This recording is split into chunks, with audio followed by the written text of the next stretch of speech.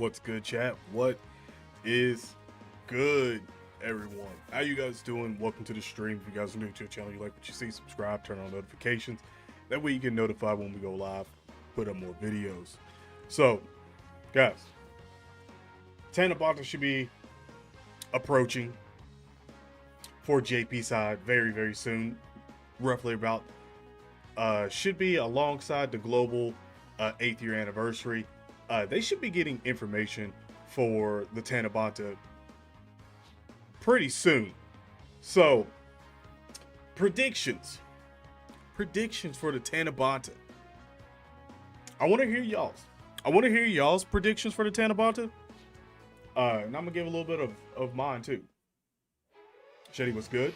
What is good? Again, chat. What is good? Okay, chat. Appreciate that. All I've been getting is absolutely just lucky, so I'll take the super lucky. I will 100% take that. So that's about maybe 5 Dragonstones log in today.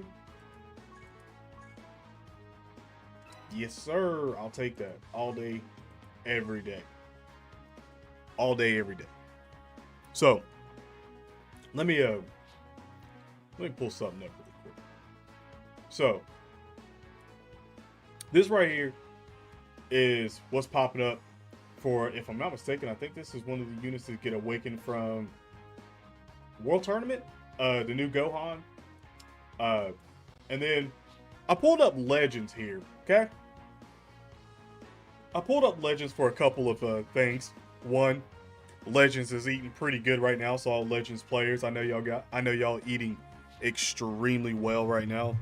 Might move this microphone over just a tad bit. There we go. A little bit better there.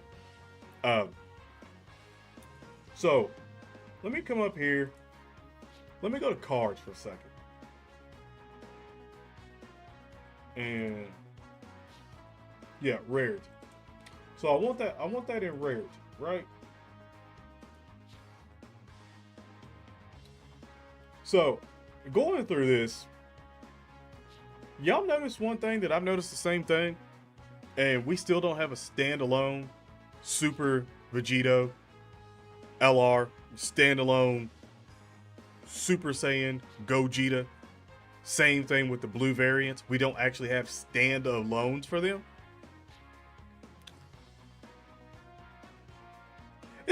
Isn't that weird? That we have, like, think about like all the cards that we currently have right now. And again, chat, think about units that you'd want to see for the Tanabata. Like, just spitball them out. Doesn't matter what it is, spitball it out.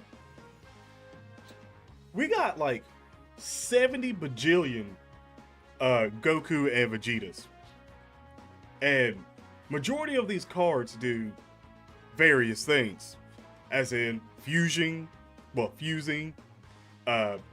switching out, and then also just being a combination card, right? So again, like, I'm scrolling through.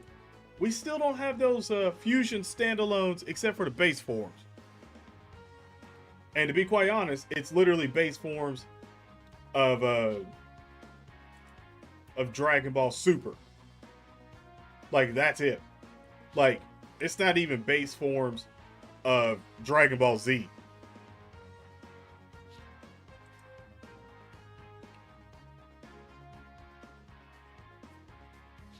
Why the hell? And this is just crazy. This is just something crazy at the beginning before I get into like all of my actual predictions of like Tanabata and stuff.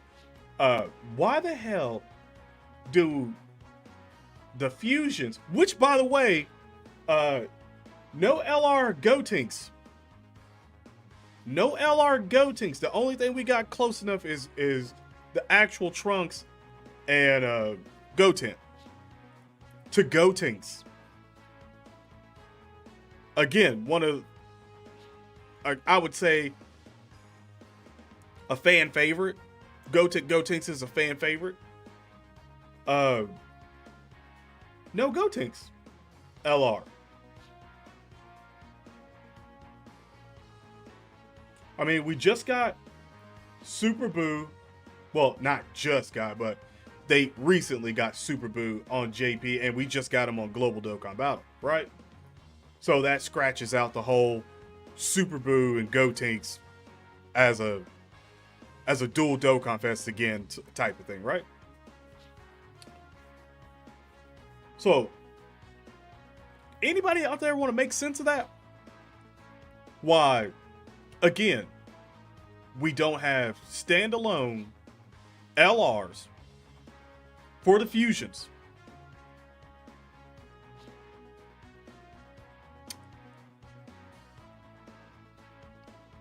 Just the base ones from Dragon Ball Super. That's it. When we've had, and what's funny is that we're going to literally have on Global Dokkan Battle 2 of those units right here that are centered around a fusion, sort of, with the Goku and Vegeta again. I mean, I come over here to Legends, which by the way, Legends, y'all eating good, already has a UL Super Gogeta and Blue Gogeta and Super Vegeta. Standalone, no fusion. Kid Buu. Dragon Ball Super Broly. No, excuse me, not Dragon Ball Super Broly. Dragon Ball Z Broly. Which we already got an LR of that, so that's not anything crazy. 2, technically. But, Hit standalone. Omega Shenron. And, I mean, they even got a playable Beast Gohan.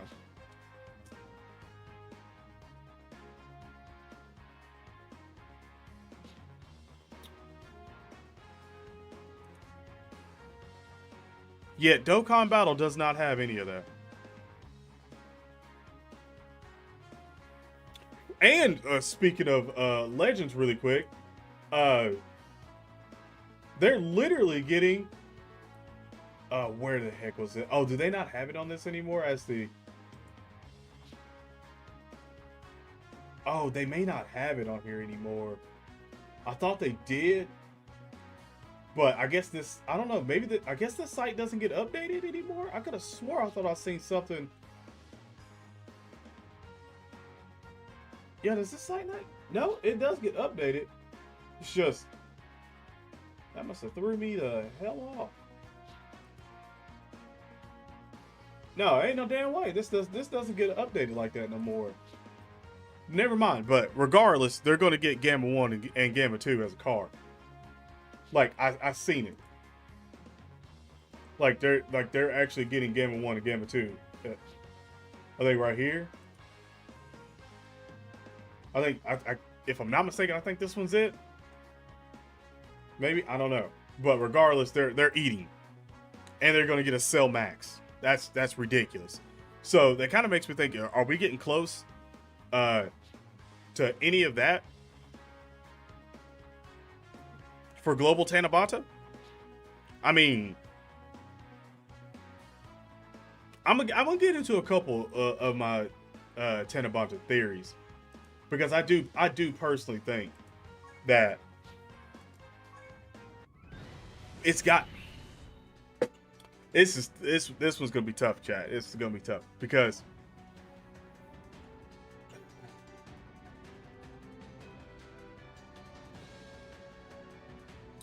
are we getting Blue Kaioken Goku? Like, is it going to be super themed? It's been, like, yeah, we got Kale, but we've got a lot of GT, we got a lot of Dragon Ball Z. Is it going to be super themed for the Tanabata? Are we finally going to get an LR Kaioken Goku? And then maybe a standalone hit for the part 2.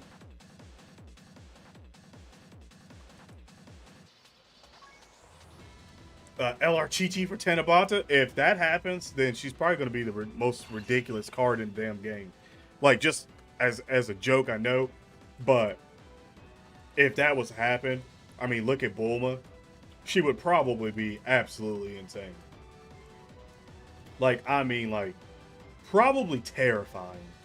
If I actually had to use a word to describe what I think that card would be, it'd probably just be terrifying.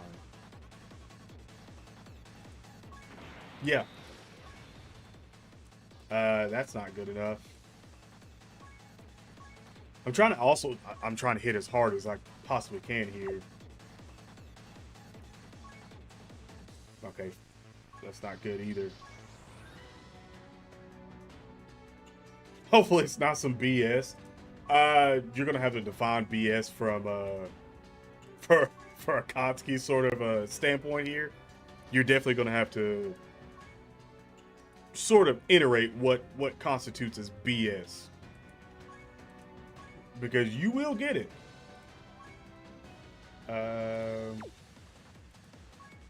Come on, I know there's a 50 out there. I know that.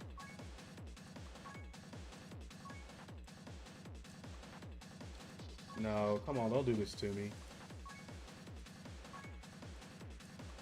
Oh, don't tell me everybody's rotation sort of changed. No. I mean, it's 49 as much as I'm going to get right there.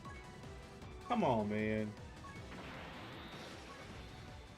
52, 35. That is a good one, but actually it seems like that's probably going to be the top. Yeah, 47, 30. Yeah. That's going to be the top. Love it.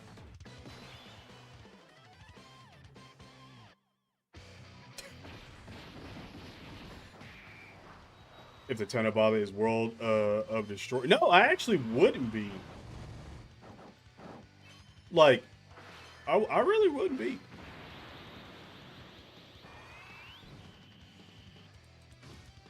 Okay, I clicked that twice, but alright. Understand that.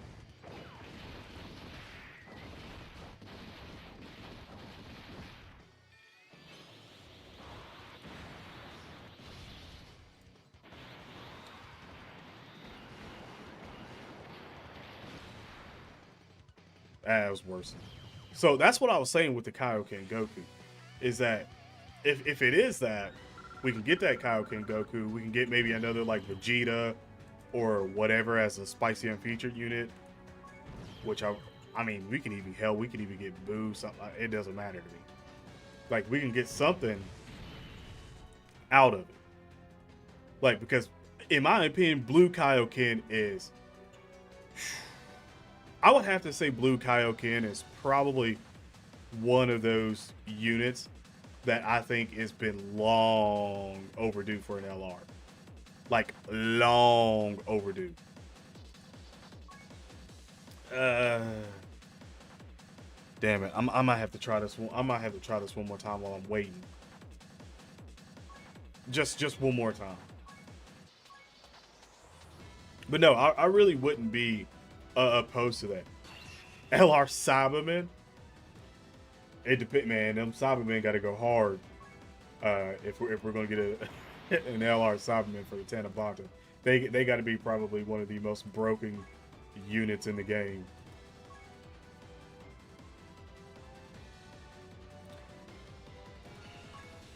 No, I don't think I'd want another exchange, because it still feels like the standby phase a little bit, because in a way the standby is still sort of a exchange card.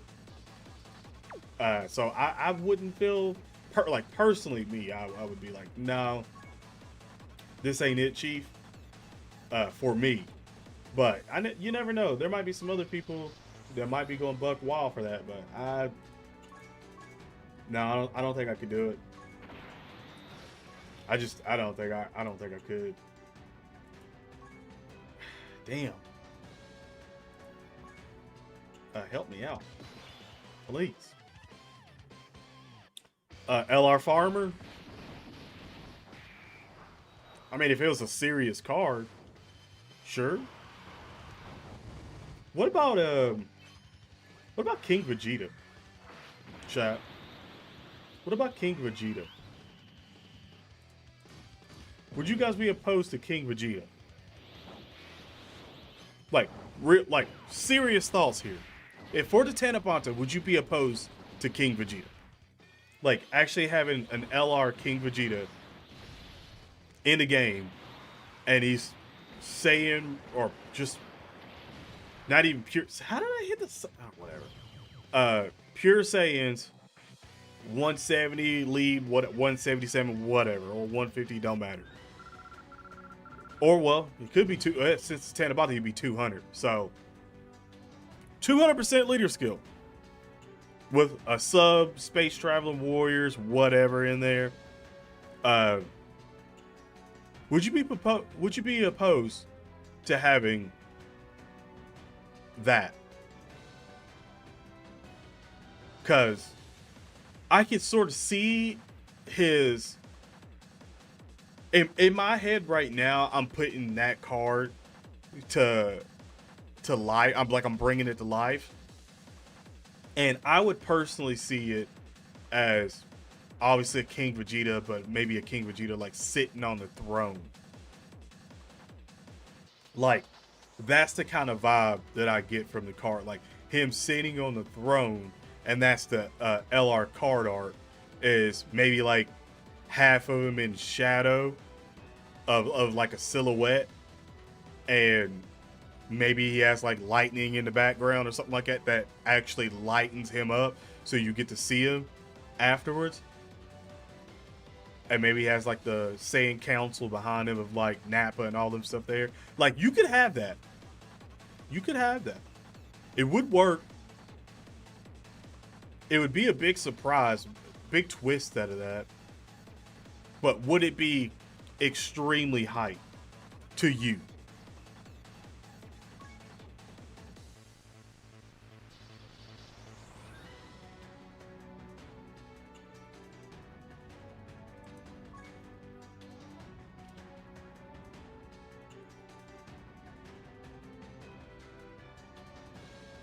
Well, that's what I'm saying. Like, if that's his card, if that's his card art, that's one of his attacks, is him getting off that throne and doing that.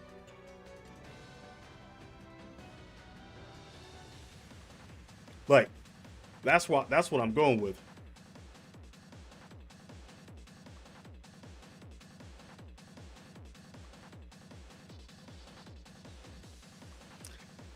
Uh,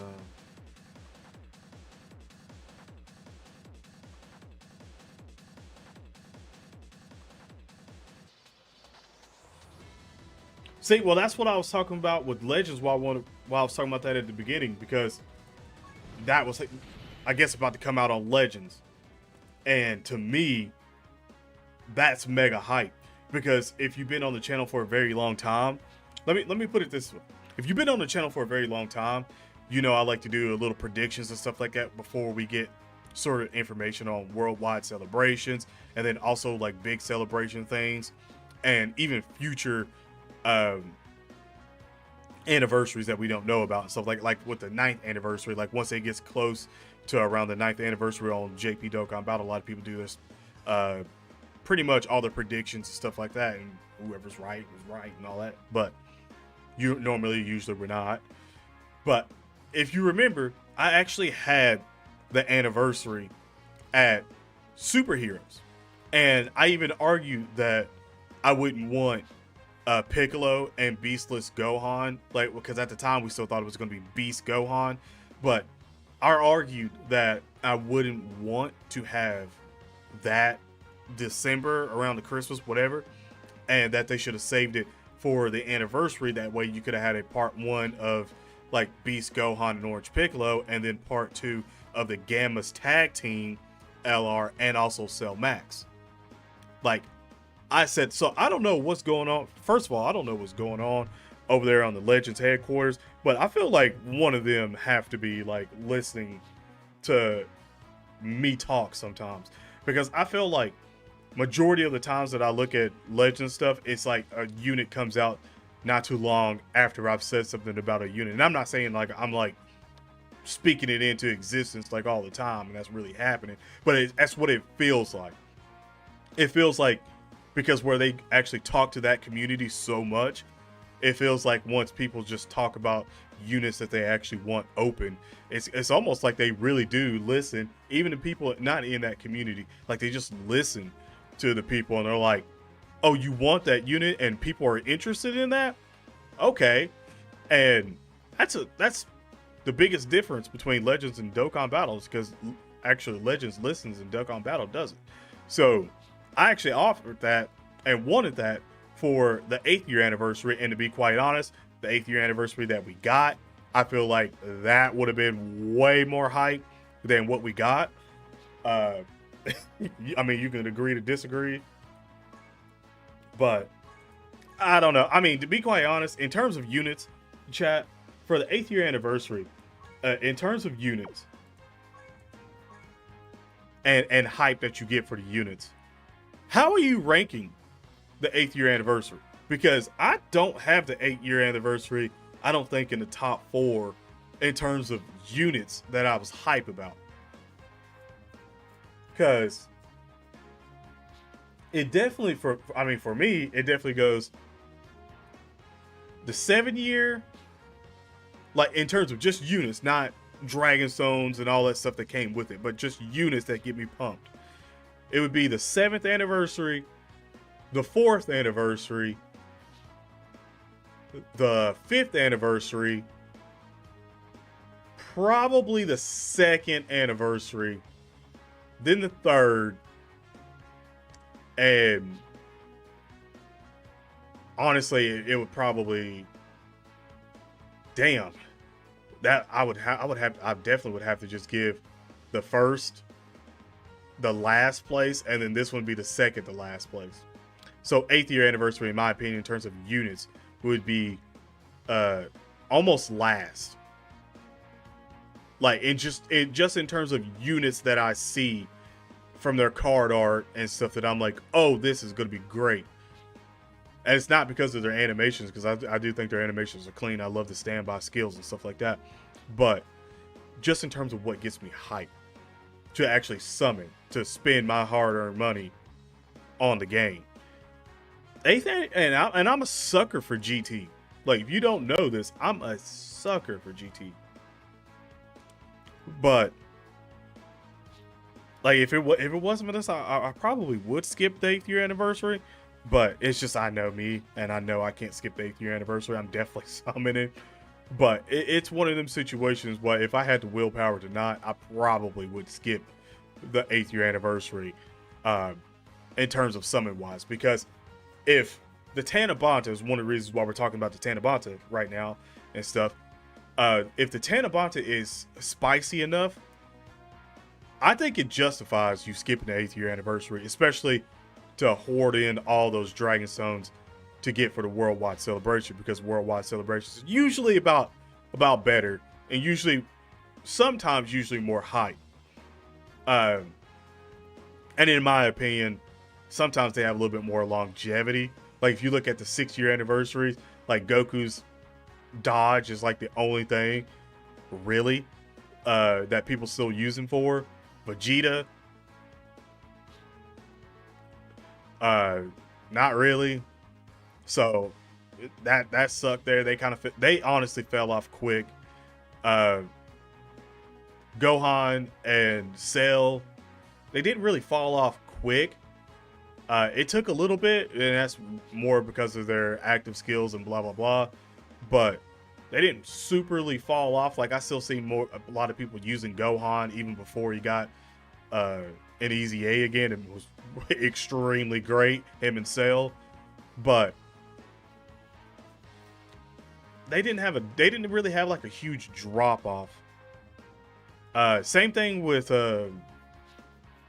actually, well, I was gonna say Super Vegito that year, and Buhan. I remember Buhan got used a lot. I don't think he does now for the defense, but in terms of like offensive wise, and well, back then when he came out, defensive, like he was still like one of the better units. Same thing with Super Vegeta. Once you got infused, they were like incredible back then. But I mean, we're still waiting for those easy A's to probably pop off, I'd say this year. Yeah. Ooh. Maybe early next year or so. Somewhere around there.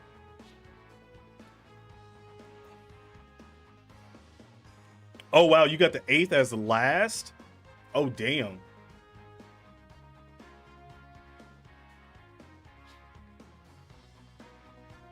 Yeah, you definitely probably be waiting. Especially on the global side, yeah, you definitely gonna be waiting for a while. Lower than mid, or they're not units I like. I think it's hype. Yeah, I don't think they're I don't think they're that hype.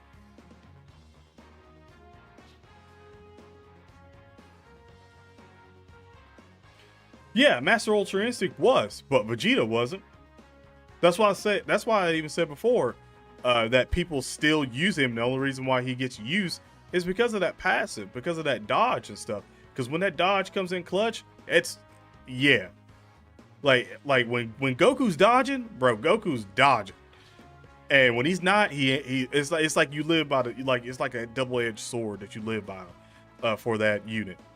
It's like if you don't dodge, you're screwed. Especially if you go into a hard event, you are screwed. But if you get that RNG where he just dodges everything, then you're like, this is still a good unit. It still does okay damage right now. Rainbow, Link level 10s, good equipment on. But yeah, Vegeta, that's the thing. Like Vegeta's went out sad, bro. Like, which is why I'm hoping that he has next year. I'm hoping his easy A is just ridiculous.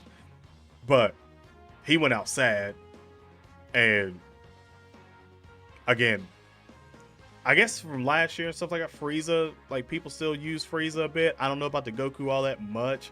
I barely use the Goku all that much. So it's one of them situations where let's go back over and look at this for a second. So we can sort of get ourselves into what we need to get into. So let me go over this card for a second. So I gotta ask you guys, because Tanabata's coming up, obviously on JP. I gotta ask you, how many of y'all still running Fuse Zamasu?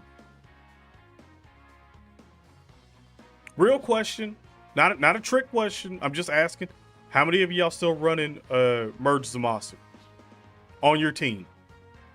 Like you using. Also, if you want to hit the like button, I greatly appreciate you. Thank you for hitting the like button for the people that did already. I would like to know.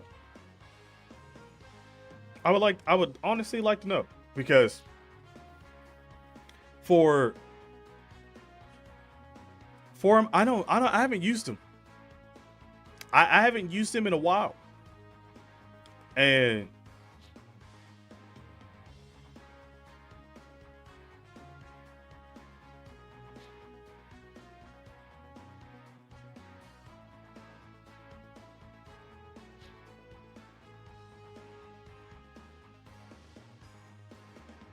only if you need him for an ECA at this point.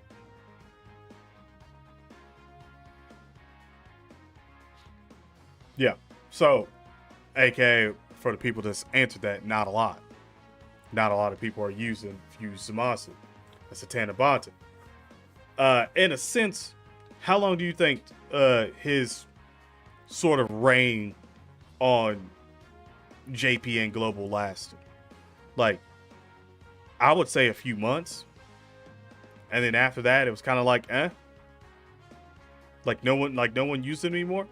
Like, I still use from the worldwide celebration, I still use Metal Cooler. I still use Final Form Cooler. Like, I still use those units to this day. Burku, yeah. To this day. Still, like, obviously everyone uses Piccolo, but that ain't got nothing to do with the Tanabata, really. Loki, I'm Loki. Yo. Heavyweight champion of the stream. What's good, my guy? Who won the title the other night? Oh, Cora did. Cora won the championship, the women's championship. Yeah. So, lasted about 2 or so months there. And that's truly about it. See, the thing about this is, this Tanabata is coming up. It's going to be around. It's literally going to be the same time as Global, their 8th year anniversary. Well, our 8th year anniversary is going to be coming up. This, I'm not going to lie, but in terms of hype units at first, and then the fade away for the Tanabata, like, I'm still looking for these two right here. I'm still looking for their EZA. Oh, and well, there's Kira Pikachu as well, your Intercontinental Champion of the stream. What's good, guys? Well, actually, she missed the time frame at first, and then Asuka was like, "Sure, I'll let her challenge me right now," and then Cora donated, and Asuka never donated back, and Cora just won the belt. So Asuka had the belt for like probably 5 minutes. As funny as that is, it's true. She literally had it for like 5 minutes. Still wondering what happened there. Waiting to see that reaction. Like, I'm still waiting on these fools to get an EZA. So here's the thing: if we get a Kaioken Goku, is it out of pocket for these two to get an EZA? If my prediction for Kaioken Blue Goku is accurate, is it out of pocket for them to get an EZA? Chat, I just want to know. Is it wrong for me to ask for them to get an EZA in that celebration? In that Tanabata celebration, even though they're clearly from the top, is it wrong for me to ask that? Like, I'm just wondering.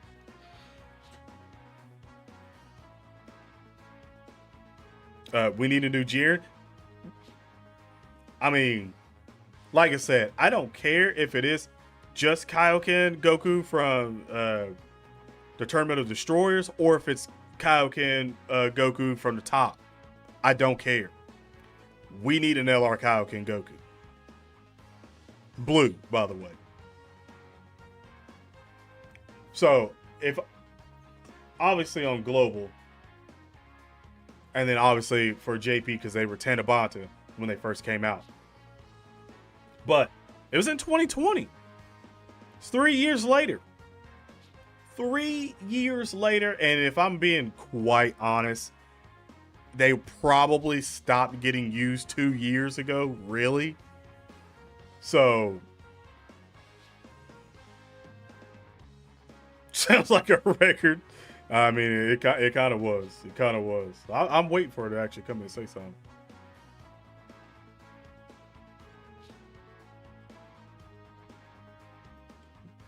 Like, dude, look, like, first of all, look at their passive, chat. Attack and defense 70%. Plus an additional attack and defense 7% per key spear obtained. So you had to get 10 just to get another 70% to make it 140, by the way. Chance of performing a crit hit plus 7%, key plus 2, and launches additional attack up to 3 attacks within the same turn per key spear, per rainbow key spear obtained.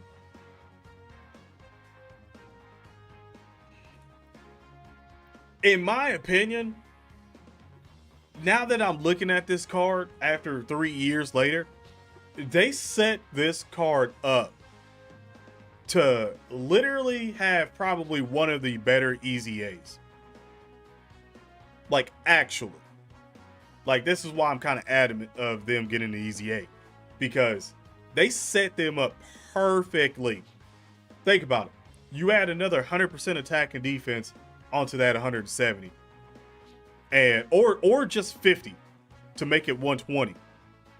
And then you say, oh, you get an additional 15 or 20% per key spear obtained, because more than likely you're really not going to get 10 key spears and stuff like that unless you got it set up perfect.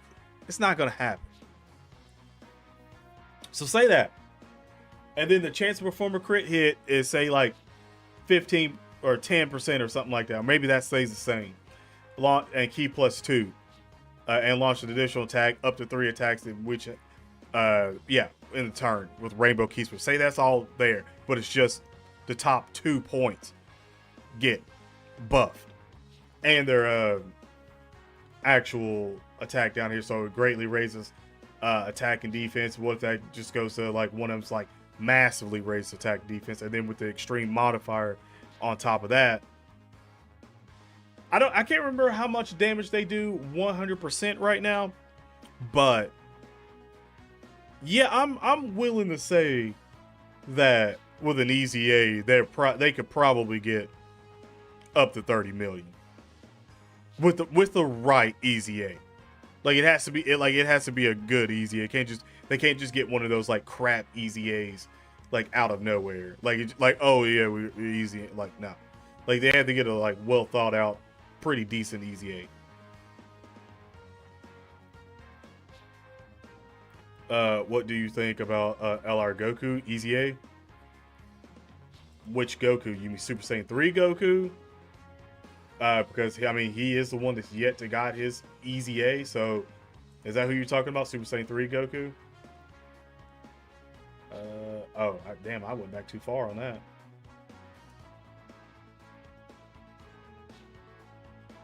Because he's still 1 too. A Tanabata ain't.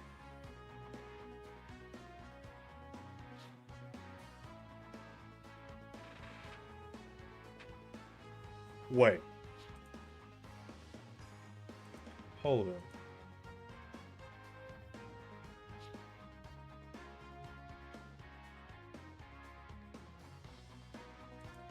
Wait a minute.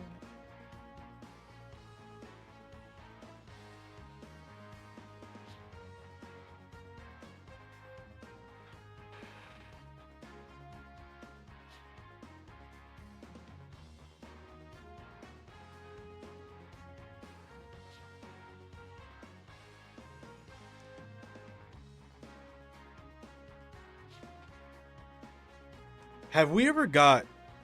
I'm trying to think of all the Tanabatas here. Have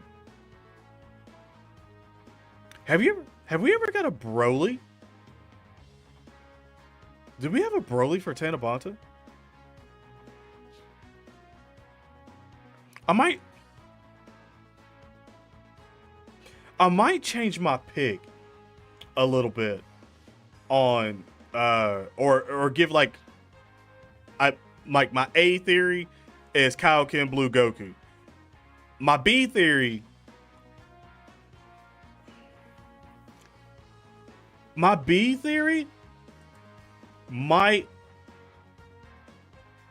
Hirudegarn. They've been in this movie villain sort of kick right now.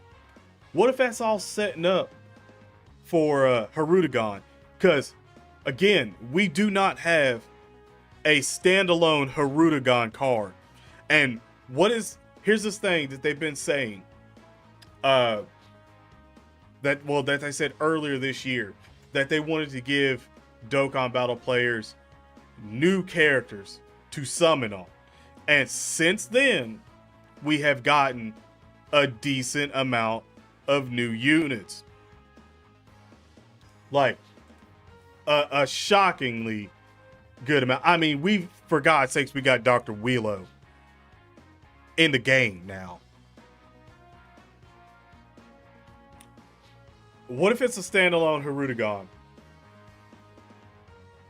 Like, what if the Tanabata is standalone Hirudegarn and the Part 2 LR is maybe another just a Tapion by himself card, and then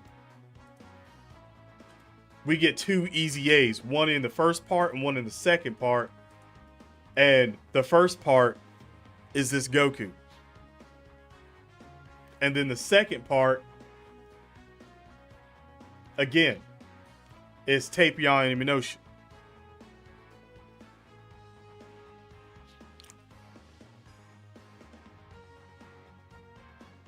What if? Because that Super Saiyan 3 Goku is literally the last of, if I'm not mistaken, Wave 2 of the LRs. Because Wave 1 LRs all got Easy A. He's the last one of Wave 2. And it wouldn't make sense for so many months that they went from not getting him his Easy A. Which, again, even JV players, global players, we've all literally been waiting for him to get his Easy A because he's the last one of the part of the Wave 2 of LRs. And what way to do it? This would be a crazy way to do it if it is Tanabata, Hirudegarn, and then this fool has probably one of the most ridiculous Easy A's that we have ever seen in Dokkan Battle. And I'm not trying to hype this up either. Like I'm speaking very clearly and very, easy and in this one. Like, I'm not getting all into like super, oh my god, this could definitely happen. This is probably gonna, like, I'm not giving that energy. I'm giving that like, shit, this might be it. And if that's the case, I'm not mad at it. Definitely not mad at it, because I already got him rainbow. But that would be a hell of a way. Especially since Hirudegarn is going to be an LR. Then the Tapion, if it is, would be an LR.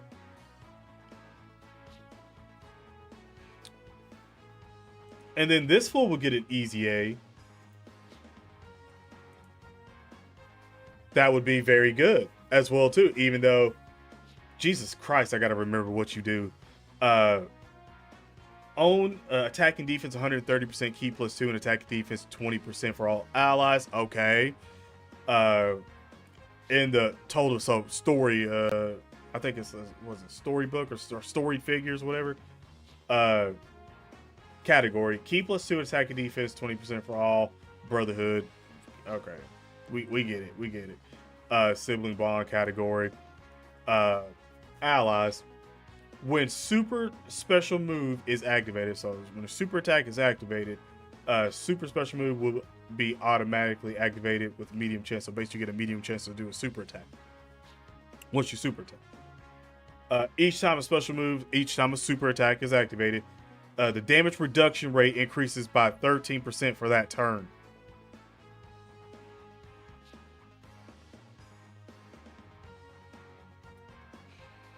Yeah, you can give him an easy A, I think it's area or whatever.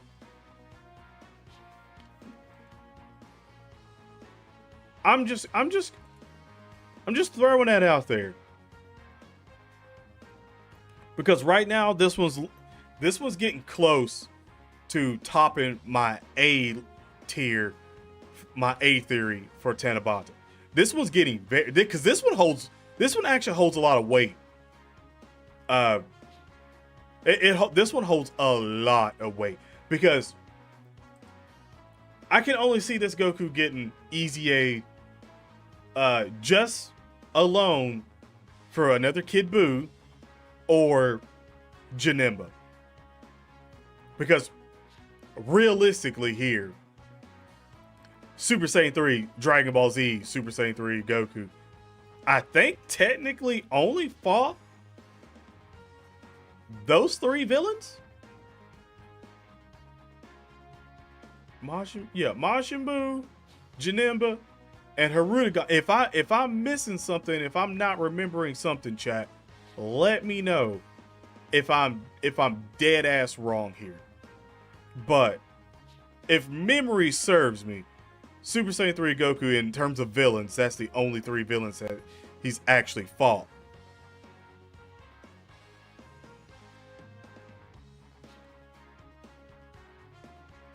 Correct. Right? So that's the only three I can see him getting it easy. Now, that I will say they have been very stupid here lately and sort of like messing up a lot of stuff, but I think so.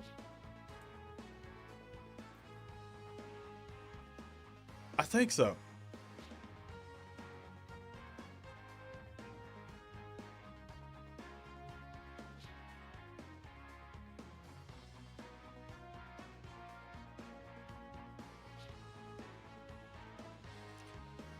Are you talking about from the movie?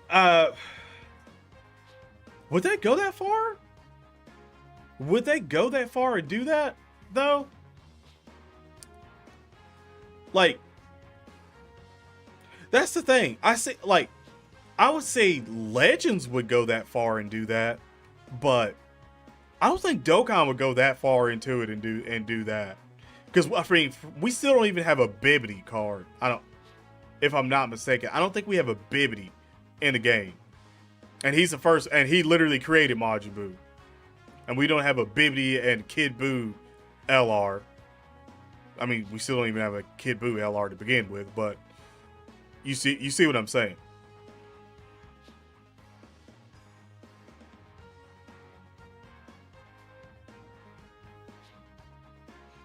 As an SR in the game?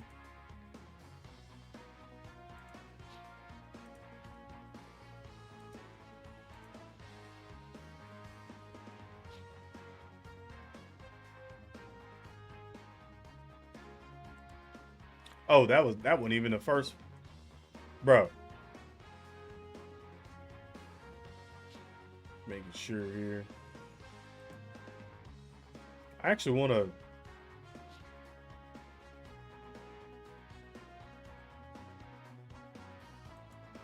Actually, what?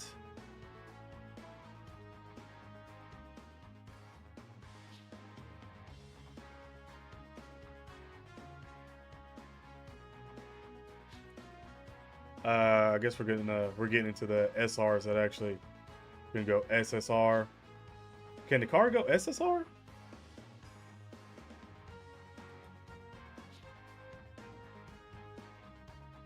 Should be in the next week, or at least starting around the next week. Am I missing something? Because there's Bavity. And this is getting into actual SSRs. So, I don't know. The car can go.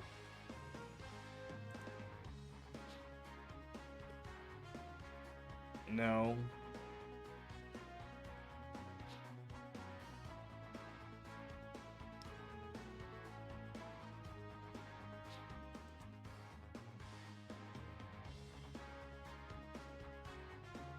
Bro, what?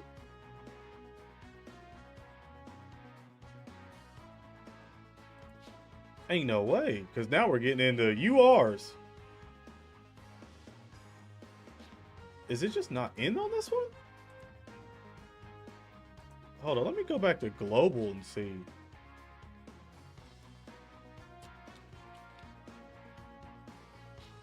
Oh, there he is. What am I fucking talking about? I completely probably passed him up. I mean,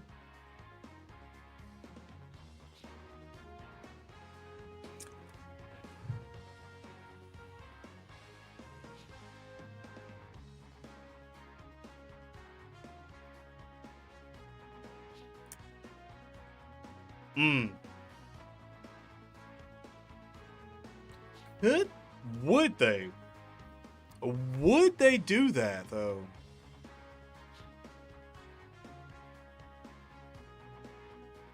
What's good, Jared? Yeah, I'm doing pretty good. How about yourself?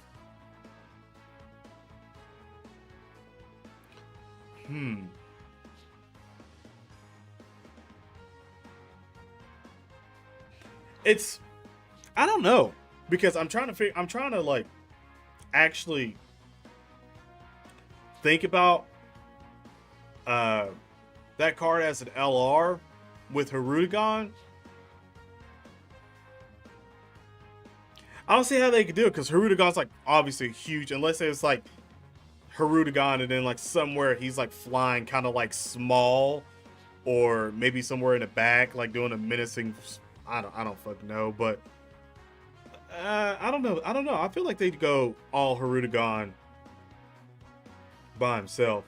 And to be quite honest, they could even have a transforming Hirudegarn too, because where Hirudegarn was split into two, like he had his upper half and then his lower half, and then when they connected, he was that one sort of like skull looking face until he actually became his like bug sort of appearance. So technically speaking, they could have a little bit on that one.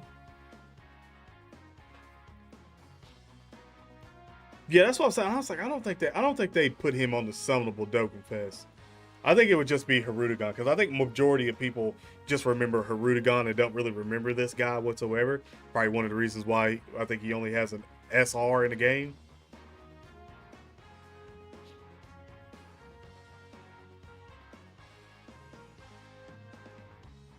Yeah, the Dokkan event, he had, yeah, he was detached.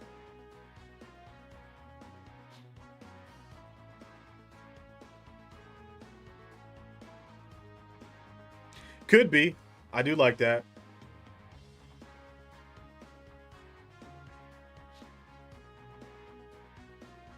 Well, man, just enjoy the stream. Let it go and just enjoy the stream. I mean, I guess technically speaking, they could do that with the intro.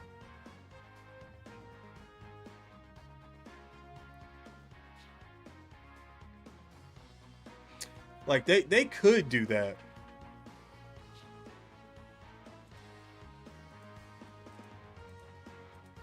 But it's weird because the more you think about it, with Hirudegarn, the more, because what's the big thing? We still need more extreme units that do more in the game. One of the reasons why they keep giving us extreme units.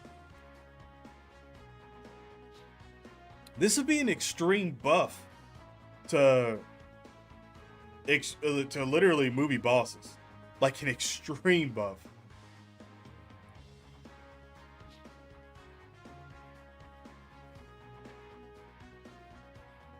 I don't know. I really do like that one a lot.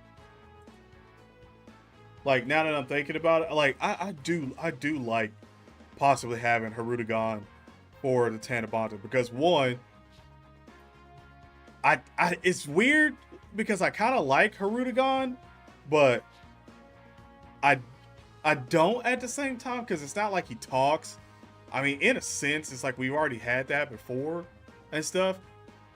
Like just a evil creature, but it's kind of like I mean, shit. Technically speaking, I mean, Cell came, yeah, Cell came first, and then he kind of got that design of the insect for Hirudegarn there, and then we got Cell Max, that in my opinion literally sort of is Hirudegarn in a sense when you really think about it. Just a mindless evil beast. Kind of draws some similarities there. You can check me if I'm wrong or not, but that's what it gives me. He gives me Cell Max vibes, or Cell Max gives me Hirudegarn vibes, to be quite honest. So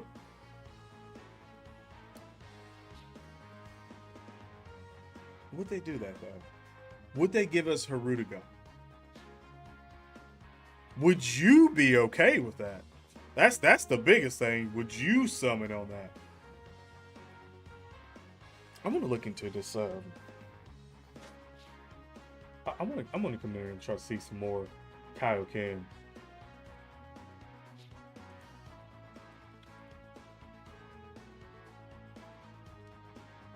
Really?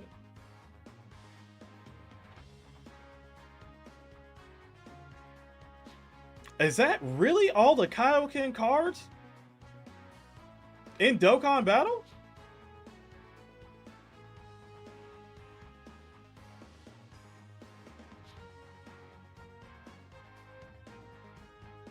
Is that really it?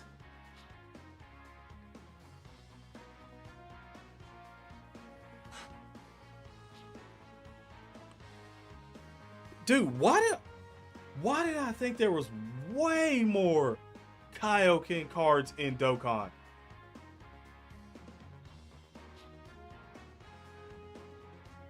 Hold on.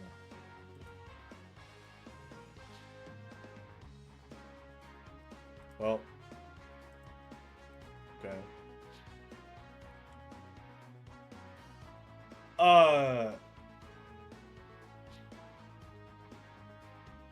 Holy damn.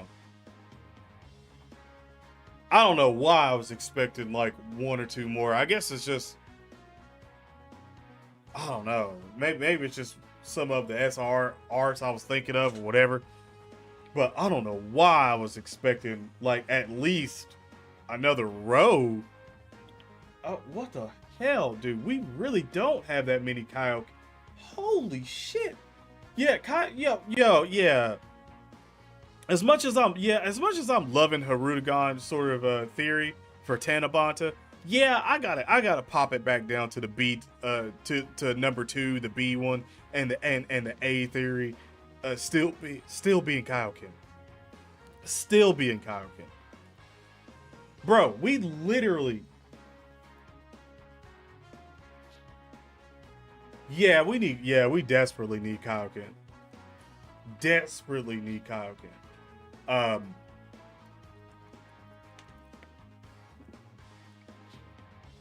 Easy A, Easy A, Easy A. Oh well, excuse me. Blue Kaioken Goku upgrade did Easy A on the JP side. This isn't the JP side. You can't really, for some reason, you can't type things in on the JP side. But yeah, four Kaioken Easy A's, and that leaves 5 not. First of all, I don't expect Saiyan Saga Goku. I'm just gonna say this right now before I even theorize or nothing like that. I do not expect Kaioken Goku to get an Easy A at any point in damn time. That card with an Easy A would just, uh, it would literally annihilate cards and events, just annihilate them. So I'm not even gonna propose an Easy A for that. That's not even in the works. But yeah, looking at this again, yeah, we definitely need a Kaioken Blue Goku. Definitely. Jesus, man, how the hell do we not have Kaioken Blue standalone LR? How the hell do we not have standalone fusions, including Gotenks here, standalone besides the base form Gogeta and Vegeta from Super? That's it. With the, technically year 5 Easy A's that are getting Easy A's. That's it. We still don't have, bro. We don't even have the major villain of Dragon Ball Z, the ending of Dragon Ball Z villain as an LR in this game. Same thing with GT. The ending LR, there's no LR for it. There's no LR for Omega.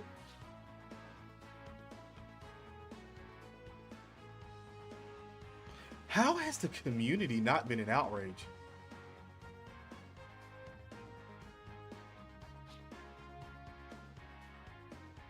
How literally? How is I'm so confused on this one.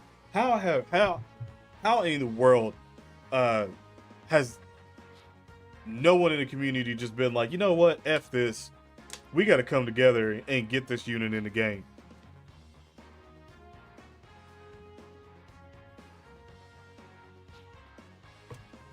I'm just flabbergasted that I can just go to Legends.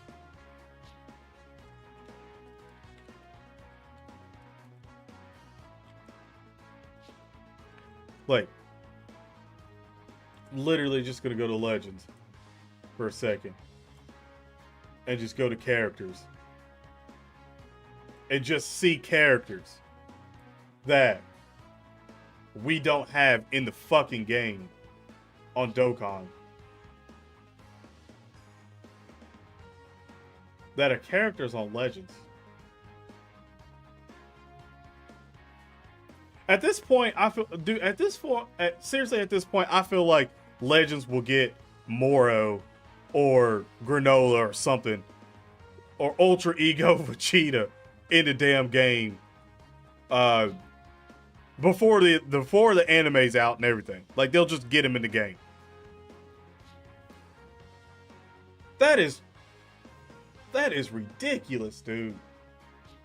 Like, and I mean, like, multiple standalone Gogeta Blues, or Blue Gogeta, excuse me, Vegito Blues.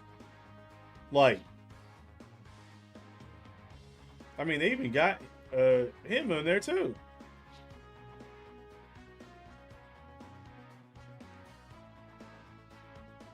Kaioken. Wait, is that Kaioken Goku supposed to be like almost false Super Saiyan Goku? No, that's not. That is not almost false Super Saiyan Goku. What the? Is that from Namek? Is he from Namek? Yeah, Frieza Saga. Okay, that's what I thought. Another fuse Zamasu. Bruh. Orange Piccolo over here. Literally Chatelo.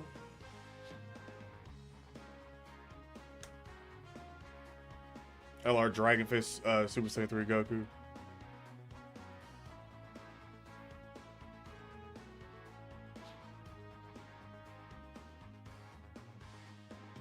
Honestly, at this point in time, I think I would love that if Dokkan did that. Just started dropping hype out of nowhere. Like, just hype. If they started doing that just out of nowhere randomly, geez, this game's production would probably go up even more just because of the money they start making again for so many people coming back and be like, oh my god, like Dokkan Battle's going wild. Like, another hype banner. Holy shit. Like, I would love that. As long as the Dragon Stones were around there for the hype.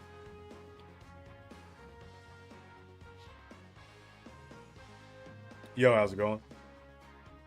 Future Saga? I've seen that one a couple. I mean, there's obviously the other Game of 1, Game of 2. Yeah, so the game... Wait. So, what's Cell Max? Is Cell Max a sparking? Look, they even got corrupted. They got a... He did as LR though, but... Another one. They got Trunks taking everything off again. Jiren's left and right. Is Cell Max a sparking or not?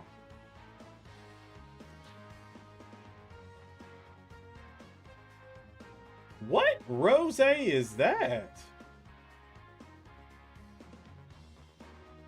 Man, just throwing up the peace sign before he kills you? I mean, sends you to the Shadow Realm? Can't say that or you get demonetized now. What the? Okay.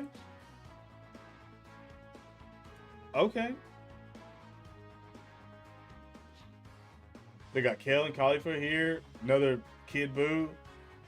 Yeah, where the hell is is Cell Max not a sparking?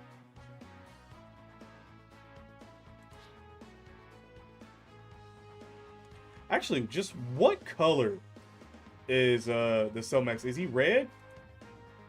I'm gonna assume because he's red. I'm just gonna assume.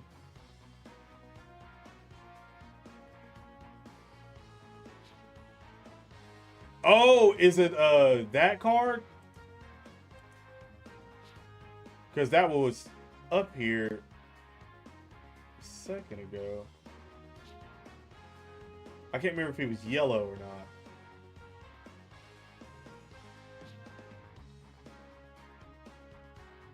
not. Ooh, maybe he wasn't yellow.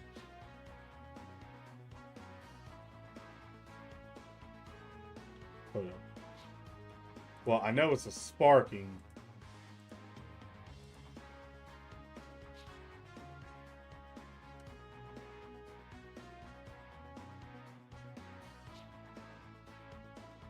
Yeah, there we go. He was green. What am I talking about?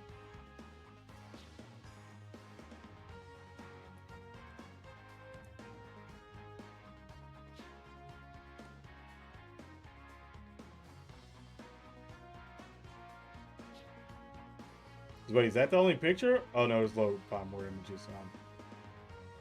Oh, okay. Oh wow.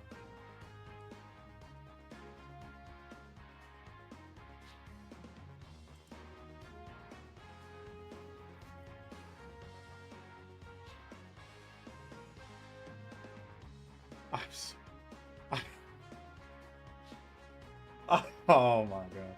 That was the most probably defeated, just fatigue feeling look you're gonna get from me on the stream, man. That was just one of the. Oh come on, like we can't even get Cell Max, man. Like we can't even get we can't even get Cell Max on Dokkan Battle.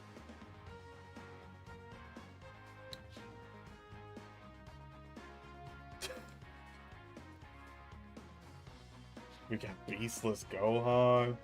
They couldn't even bother to just make up a super attack animation for Beast Gohan.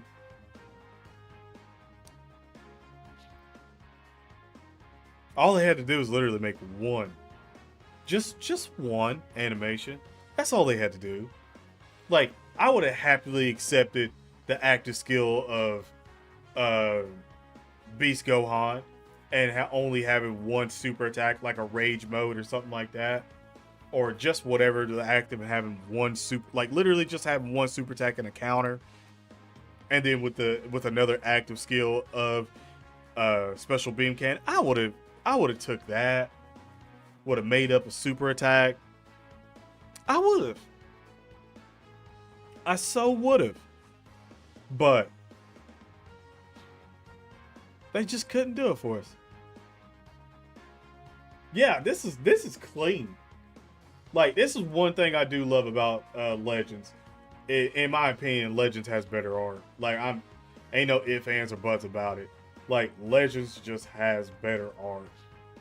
Like, I wish they were all animated so I could like really show them off on this one. But I guess you can't necessarily get that on this site. I don't know if Dokkan does this have a Legends mode? No. No. You can't get. Oh man, I wish this had Legends on it. God, I wish this had Legends. That would be amazing. But you can't on this. You can't like see all the super attacks. It's so, I mean, obviously you can look at equipment and see the banner and everything, but you can't see like actual super attacks. I wish you could. Man, I wish you could.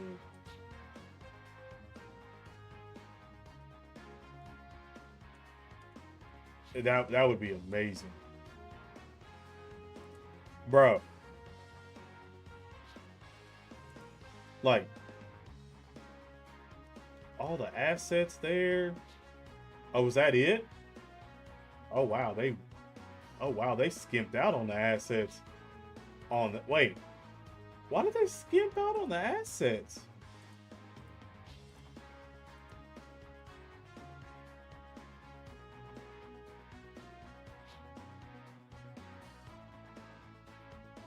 And then this one doesn't. Wait. Am I missing something?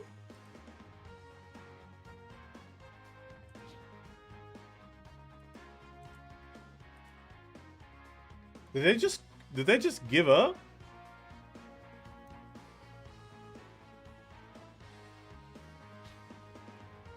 They just okay, whatever. That's a thing, I guess.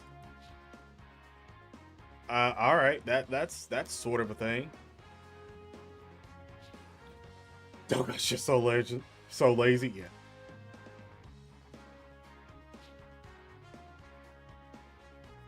Yeah, I wish you could see him on this one, but I guess you really can't.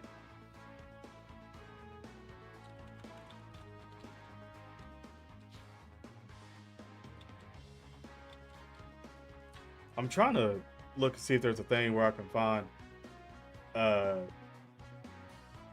card arts.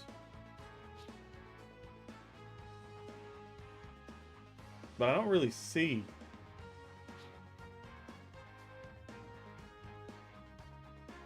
I don't see anything for it. I just see like Reddit comparisons and stuff like that, but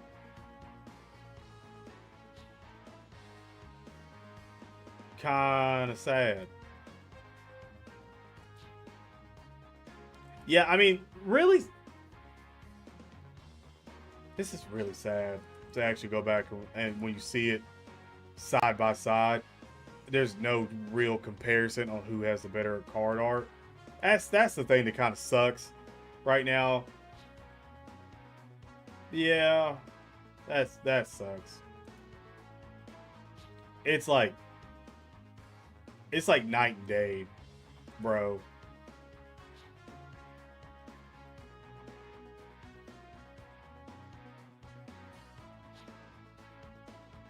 Tech Gohan?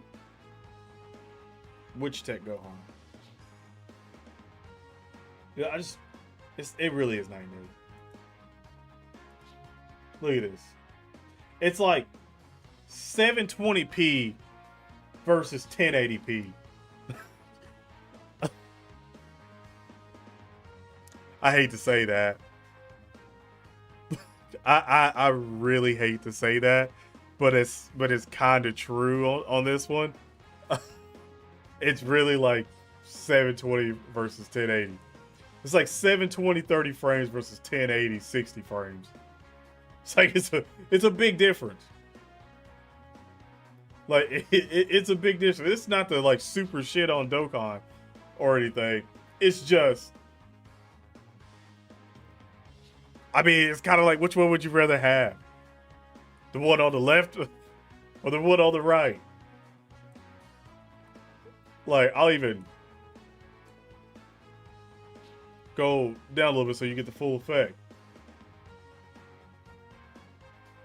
It's I mean, the Broly one, this is just that's just crazy to even see. Um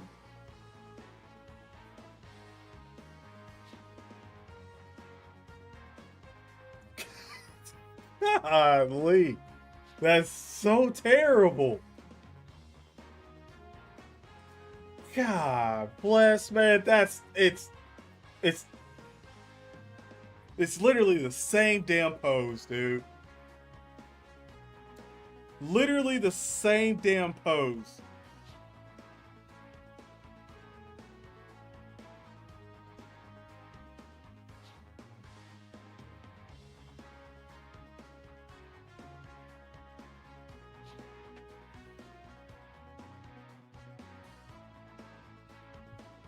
There's still 10 more to. That's not right. That's not even fair. Bardock's my second favorite. That's just. It's not even fair.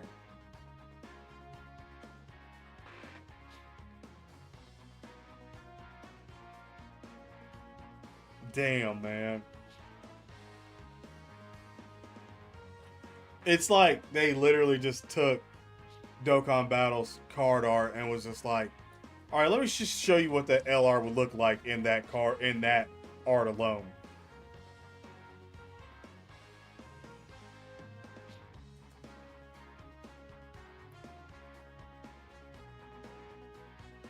Dokkan Battle's LR.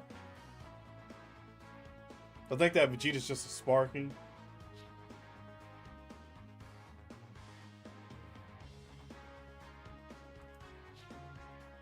I mean, come on.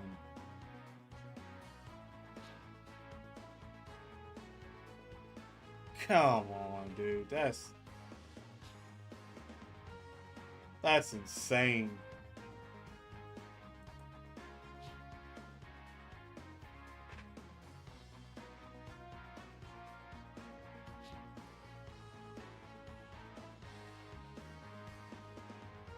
Actually, on this one, I think I might prefer Dokkans on this one. Not actually, I'm not gonna lie. I think I probably would prefer Dokkans over that one. Not gonna lie. That's again. It's. Come on, man. It's just not even. That's just not even right.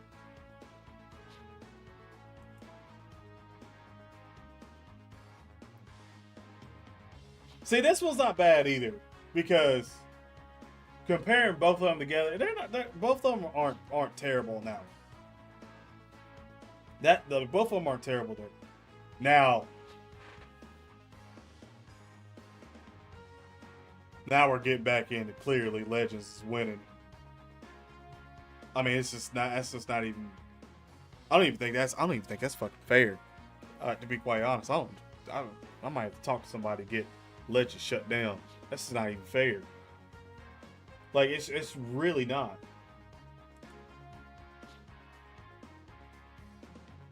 Like it's.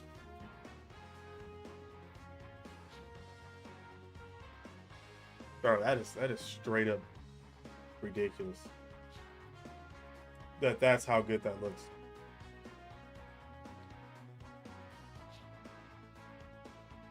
That's not even, and that was a year ago too.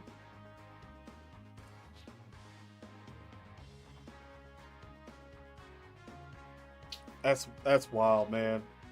That is so wild. Like even just to get in on that, just to see the comparison for things. I don't even know. Jesus, man, I don't even know if I even want to keep looking at that. That's just crazy.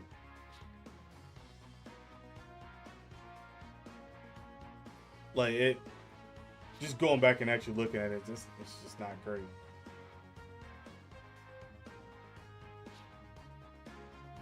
With Brock Lesnar, actually, I think everybody in Dragon Ball Z works out with Brock Lesnar. I think, honestly speaking, if I could get somebody to play Nappa in Dragon Ball Z, it would be Brock Lesnar. Like, think about it. If Brock Lesnar shaved his head and pretty much got the little Fu Manchu going on,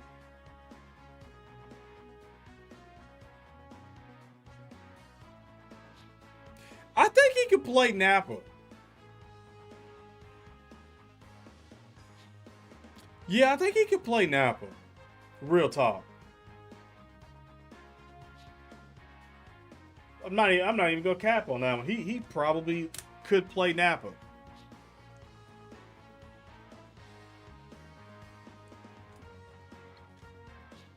Yeah. Him, Lesnar, you might need to get on that one. You might need to look at that one. Because that might be some money in your pocket. We might be putting some money in Lesnar's pockets on that one. Just gonna throw that out there. Also, let me check Twitter just to make sure nothing else has sort of popped off on Dokkan Battle just yet.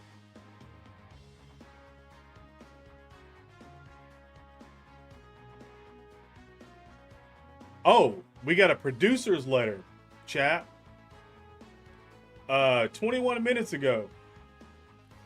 A producer's letter. He could play Jiren.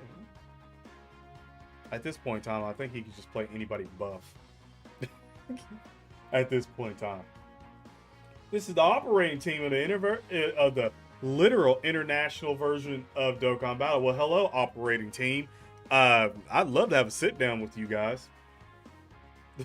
I would love to have a sit down. Are you enjoying what? Excuse me, the ongoing self improvement? No one's enjoying this right now. No one. They really got to stop. You know, they really got to stop acting like global players don't know what the hell's coming and going on, because the only people that see these producer letters are people that follow the game. We keep, like, it's 2023. Okay? That would be like me thinking that every person that's just coming in to watch this watching the stream literally just seen Dokkan Battle for the first time of me playing it. That's what that would be like. That would be like if everybody came in here right now watching this. I literally just started explaining Dokkan Battle to you like you've never fucking played Dokkan Battle whatsoever. At all. You know how disrespectful that'd be? If every time I started out a video or a stream, I explained Dokkan Battle to you like you were a child, but you didn't know nothing.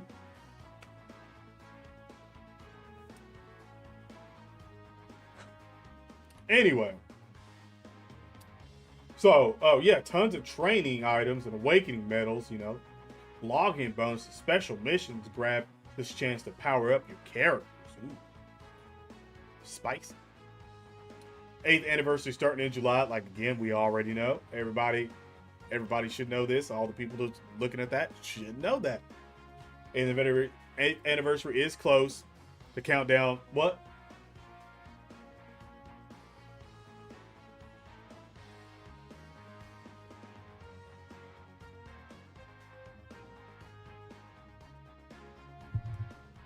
Oh, why did you act like the countdown beginning like right now? That's why I was like, excuse me?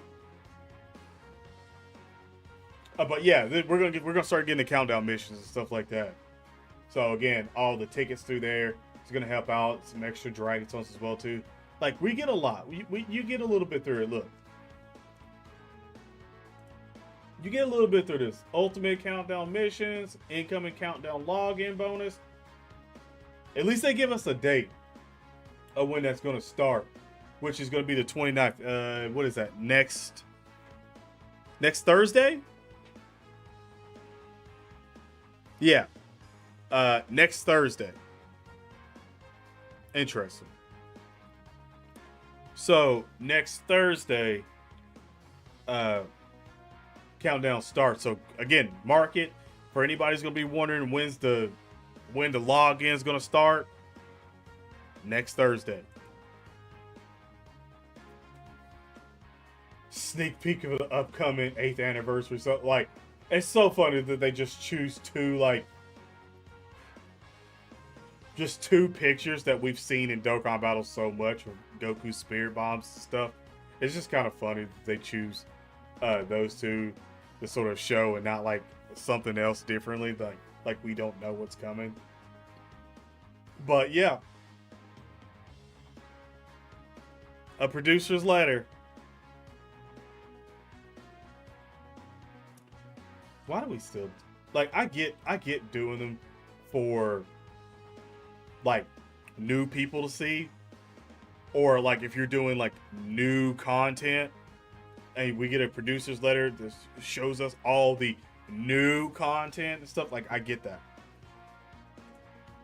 But that's not what was going on there, you know. That's not. So I mean, cool. I'm glad I went and checked Twitter just because of the producer's letter. But damn.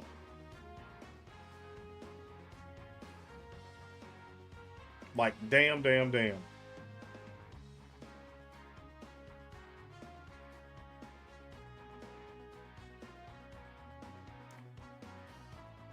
Interesting.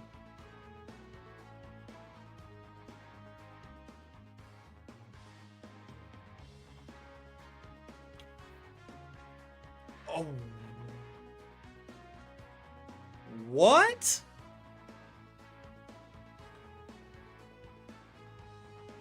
Okay, hold up. We're off topic of Dokkan real quick.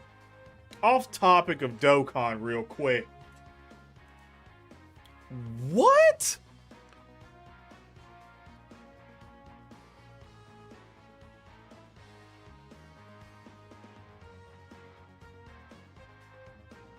What?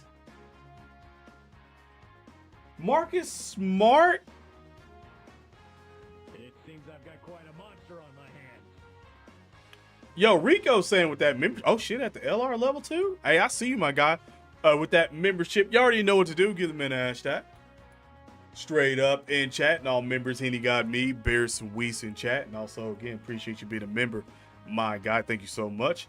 Damn, son, at the LR level again, bro. I respect it. I respect it. Appreciate it, fam.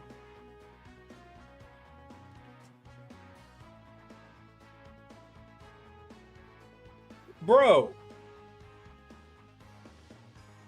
Nah, man, I haven't been keeping up the past couple of days. All I seen, like literally the last thing before this, all I seen was Bradley Beal was going to the Suns. Other than that, I ain't seen shit.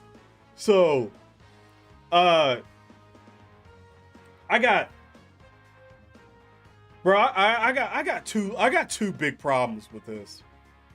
One, the Celtics fucking moved, which by the way, I'm not a Celtics fan, but if you can't tell by the damn Kobe Bryant's and Lakers stuff all in the damn room.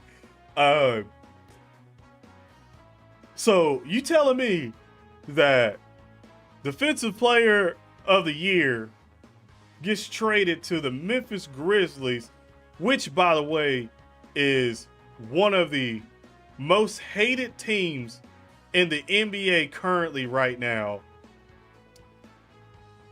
And he was the team's quote tough guy.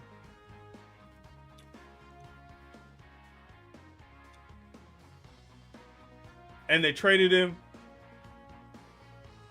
to the Grizzlies, where now they'll have 2 defensive players of the year. Yeah, the last 2 defensive players of the year, if I'm not mistaken, Jerry Jackson Jr. So you got 2 defensive players of the year. All of that is going to overshadow the fact that he's probably going to be Ja Morant's babysitter. Let's not cap here. They probably went and got someone tougher to sort of kind of try to keep Ja Morant in track, because I think they kind of wanted that situation of like the Memphis Grizzlies kind of want him to punch Ja Morant in the face, kind of like how Draymond did Poole. I think that might be why they got him. It's like, hey, we're gonna need somebody to punch this fool when he's about to do something stupid. Or at least scare him, you know? Damn, that's sad, but funny. You ain't seen the Warriors trade? Whoa, what happened with the Warriors? Whoa, who the Warriors get? Whoa.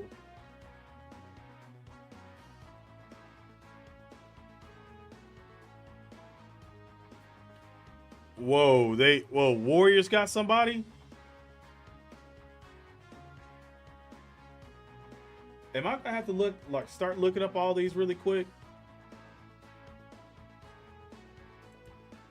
Let me go to Sports Center real quick so I can see.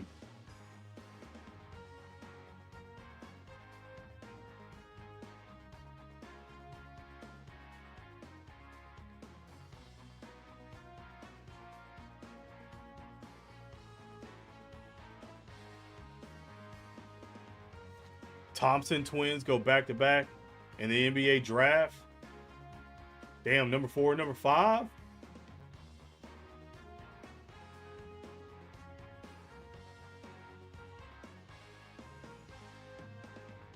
Oh, Wemby's on the Houston Rockets. Okay, so it's all a lot of draft night. I was trying to see these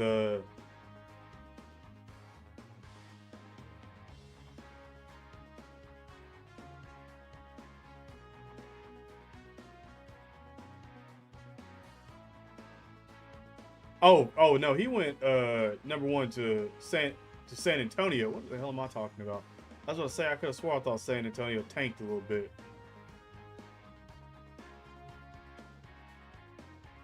Interesting.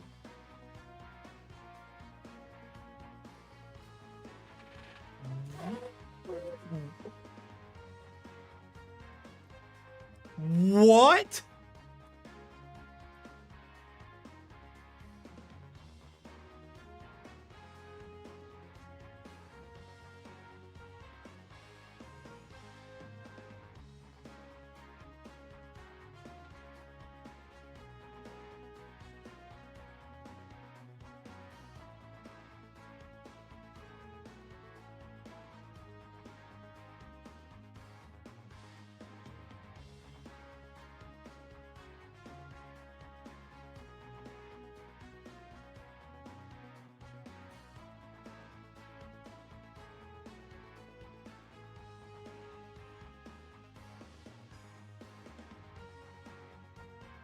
Bruh. Are you telling me the Golden State Warriors got fucking Chris Paul?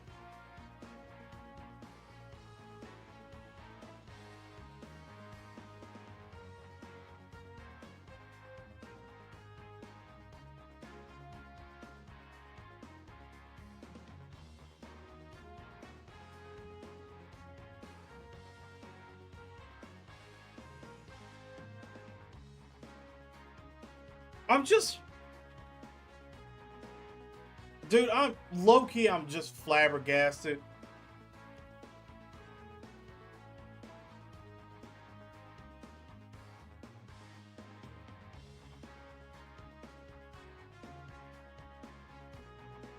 He's obviously coming off the bench.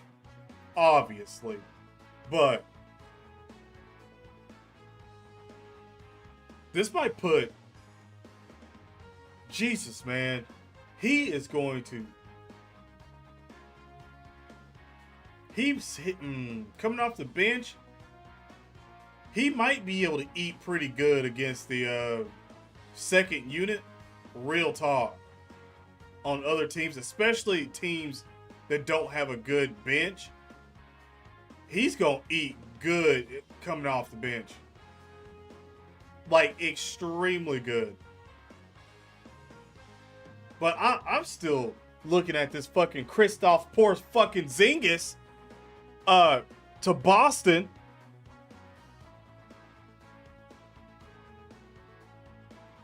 So they got their center. They got their center.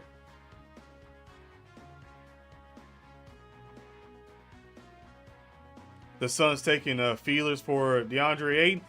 They should have got his soft ass up out of there. Real talk. Not gonna lie. Like, he ain't it, bro. Like, he is not it. I can't believe.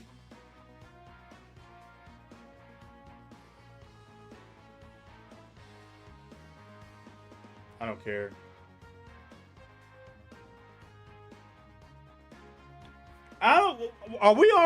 Is Sports Center already creating a narrative that Steph and Chris Paul are a duo?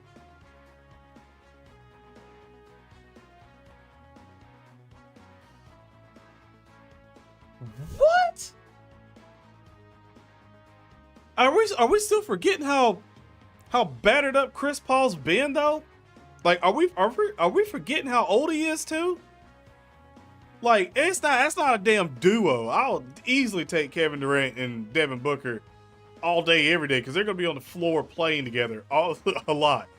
If everything's good, Clay and Chris Paul won't be on the floor playing all the time. That's crazy.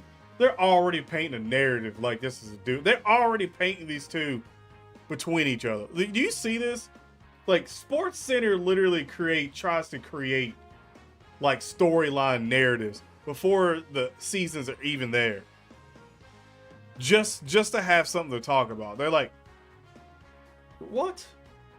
That'd be like if the CEO of, I don't know, fucking Akatsuki started turning over in his sleep, and I started making videos about, oh, he must be thinking about a new Kaioken Goku. Like, okay. Yo, Jay Rich for the super chat, though. Oh, I didn't. Oh, wow, I didn't even realize the stream boss was that damn low up there. Holy crap. Well, yeah, that's a snipe. That's a damn snipe. Yeah, 81. Oh, Kobe. 81. Yeah, 81 HP on that, bro. That's wild. But Jay Rich for the super chat donation. Y'all know what to do. Give the man a hashtag. Straight up in chat right now with the hashtag P Shooter in chat. Appreciate you, don't know, my dude. Appreciate you, don't know. And actually, you know what? That was a snipe. Forget the P Shooter. Hashtag stream sniper. And your new stream boss champion. Appreciate it, my guy. KD is super team maker. I mean, you ain't wrong about it. He really is. Jordan pulls on the Wizards? Interesting.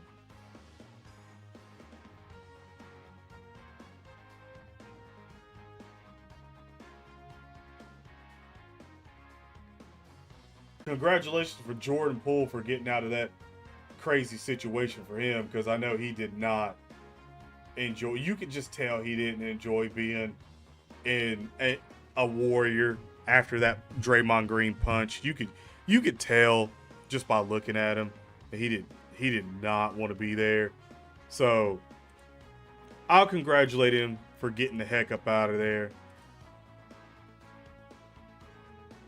Congratulations, Poole. Congratulations. You deserve it, man. To get up out of there.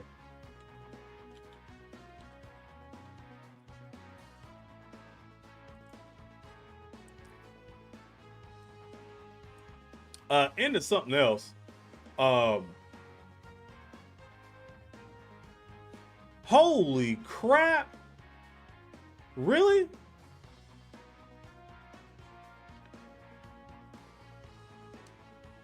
Dude. I think E3 just might be done. Red? Oh, there you go. I'm glad you said something about it. I totally forgot. Boom. There we go. There you go.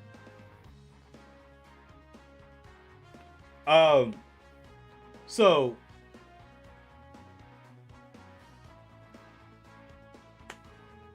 E3 is reportedly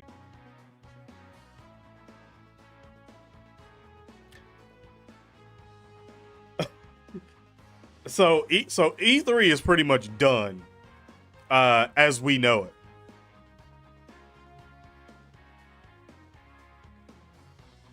Ain't Kyle Kuzma still there? If Kuzma's not there, then damn. Where did he go? But I would have said that, I guess, in a sense. But damn, that's tough, man. I'm not gonna lie. That is hella tough. Like, hella tough.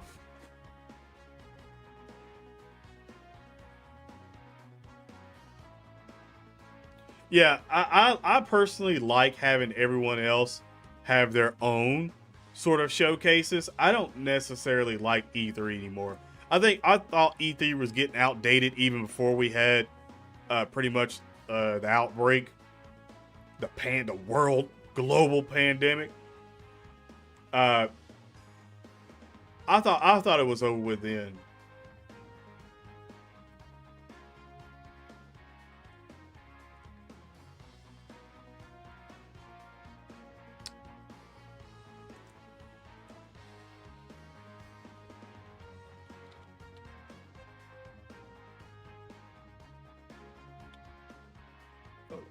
Hold on.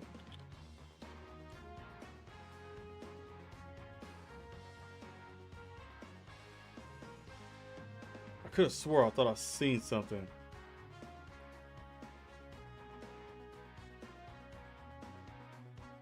No. Where the hell is that?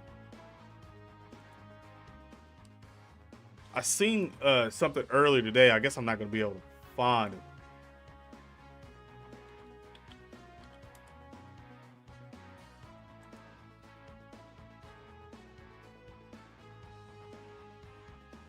Yeah. Okay, did it get taken down or something? Because I seen it earlier and it was like talking about the merger for Xbox and Activision, and that apparently they're still fighting. Xbox is still fighting to try to get Activision. And hear me out. Yeah, this Activision deal will be blocked. Microsoft will get Activision.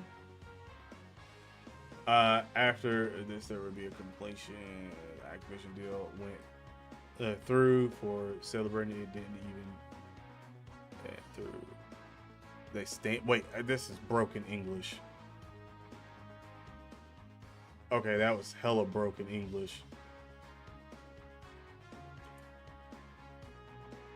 I wish I could find this tweet for you guys, because it literally showed just how crazy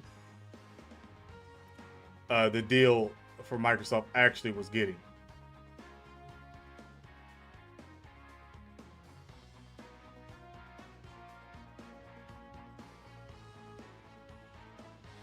It was insane. I wish, oh my God, I wish I could find that tweet again. But they were talking about how Xbox still trying to get Activision.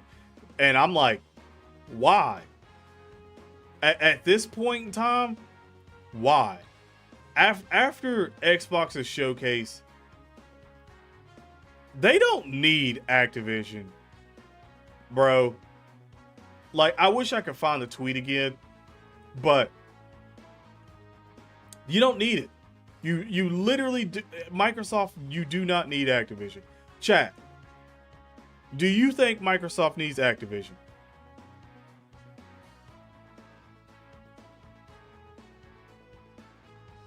Nintendo Direct was a 10 out of 10 for you? Nintendo Direct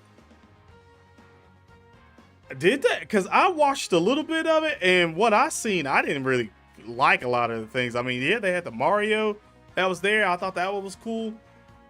But as from what I seen, I didn't see a lot. Unless there was some that was still left after I was done.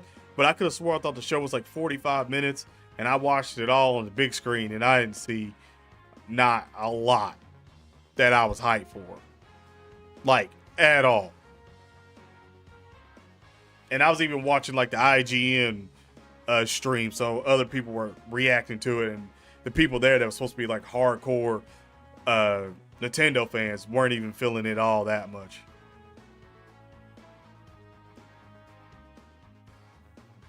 Yeah, the stream is for some reason on YouTube's end is still in low stream performance, but yet OBS is in the green and everything's fine. It's still saying 60 frames and stuff. So I don't know what's going on. I've just noticed here lately that I don't know. It's just been kind of wonky here lately. So hopefully it fixes itself out. And again, if you aren't lagging, then that's great. But if you are right now, maybe refresh the page, see if that helps you. Because on this end, it's just saying it's fine. Like the stream is in perfect health on this side on OBS. Pin dog water. I would say after Call of Duty Black Ops 4, that's when it really went down bad. I'm under the fence now that this has been going on for so long, and it's like literally the whole gaming world besides the Xbox, and also if you look, even the damn like Call of Duty, like extreme fanboys or want Xbox to buy. But it's like everything in the world is like they're trying to stop Xbox or Microsoft from acquiring them. And what I would do, I would just be like, you know what? F it. Y'all don't want us to buy them? Fine. We'll just give you a shit ton of money to put like Xbox and put all your Call of Duties for the next 10 years or whatever in the Game Pass for this amount of money. Like at this point in time, I would just be smarter and I'd be like, screw it. If I can't own you, like they don't want me to buy the whole company, screw it. I'll just give you a buttload of money and it'll probably be way less than what I was going to buy you for, but it's still going to be with a capital B. So you still getting some billions. I think they'd be just fine. I just don't think they need to buy Activision anymore. I think that was just at first I was like, y'all might need them, but after a while, and especially after seeing Xbox's showcase, you don't need them. You don't need Activision whatsoever at all. Like, and I'm saying this as an Xbox fanboy that's got just about every Xbox that's came out. You don't need it. You just don't. I'm just gonna say that right now.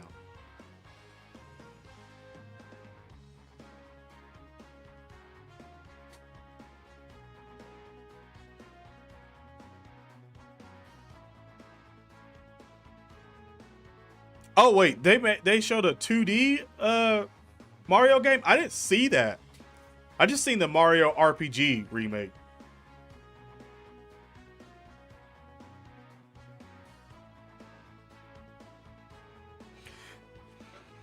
Honestly, I just think it's over. In my opinion, I think the era of here's my gaming take.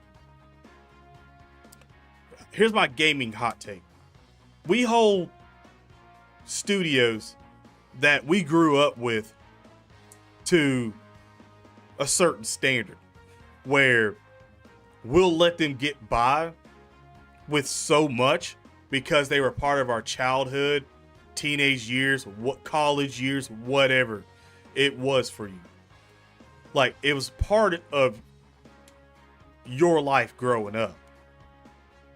And it does sink on the nostalgic when you hear a Treyarch game and you see like Black Ops or you hear Modern Warfare. You're like, oh man, that brings me back to the days. And they played on that shit way too much, and it gave us crap games. In my opinion, Activision has been exposed for being just an absolute dog water company. Like, from the internal affairs that they've had that came out and all the lawsuits to the actual production of the games. Absolute dog water. Probably, in my opinion, gonna go down as one of the worst, gaming companies, in my honest opinion, that I've seen in a long time. Like, I don't know that many that are worse than Activision. Like, they've exposed themselves for being extremely money hungry, being extremely stuck in a lot of their ways on things with the community and what the actual community wants from the games. Completely from a Chad to a beta male in terms of gaming world. Like, they have no real, I would say, imagination whatsoever anymore. Like, if another game hasn't done it and it's been successful and popular, then they don't know what to do anymore. And at that point in time, when you get to a situation where you're relying on other games to do things so you can do it in your game, that's when it's time to just be like, you know what? Let's remaster all the shit that we actually had that was good and just put that out. Like, at that point in time, you might as well just remaster all the good games that you had, like, every year, and just let people go at it. Like, there's no point in getting a new Call of Duty, in my honest opinion. It's trash now. Like, it's absolutely trash. Unless they prove me wrong and they take out skill-based matchmaking, and bring back old map designs and make it fun. Call of Duty's done. No one plays Warzone anymore. If I'm not mistaken, I think they shut down one of the old Warzone 1. I think the last map for that, they shut it down here recently. So no one's playing Warzone anymore because battle royales aren't the thing anymore. Like, people are going back to actual multiplayer.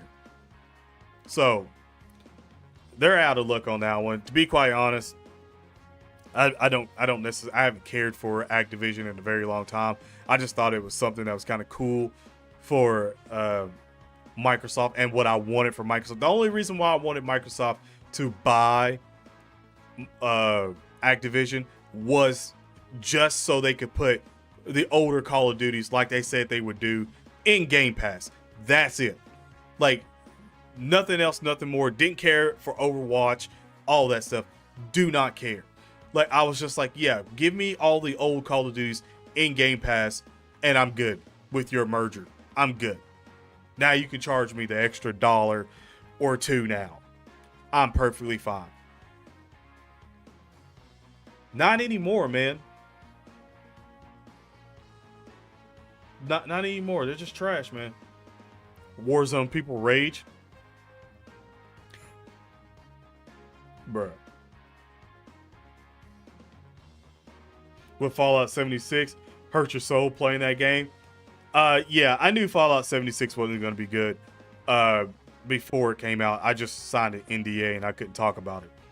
So now that the game's already been out for a very long time, yeah, like the game was, I knew the game was going to be bad because I got to test the game before the game came out. I literally got to test the game.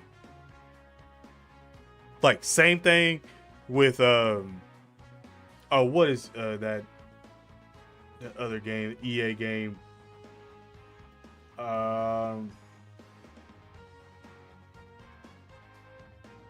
Crap, I just looked at it not that long ago on Game Pass. Anthem. There we go. Anthem. Got to play that one. That one was dog water too. So, no. Like, a lot of those games I got to play early, I knew they weren't going to be good, so I never even invested. I knew at that point, when I played Fallout 76, I knew at that point Bethesda was caught up.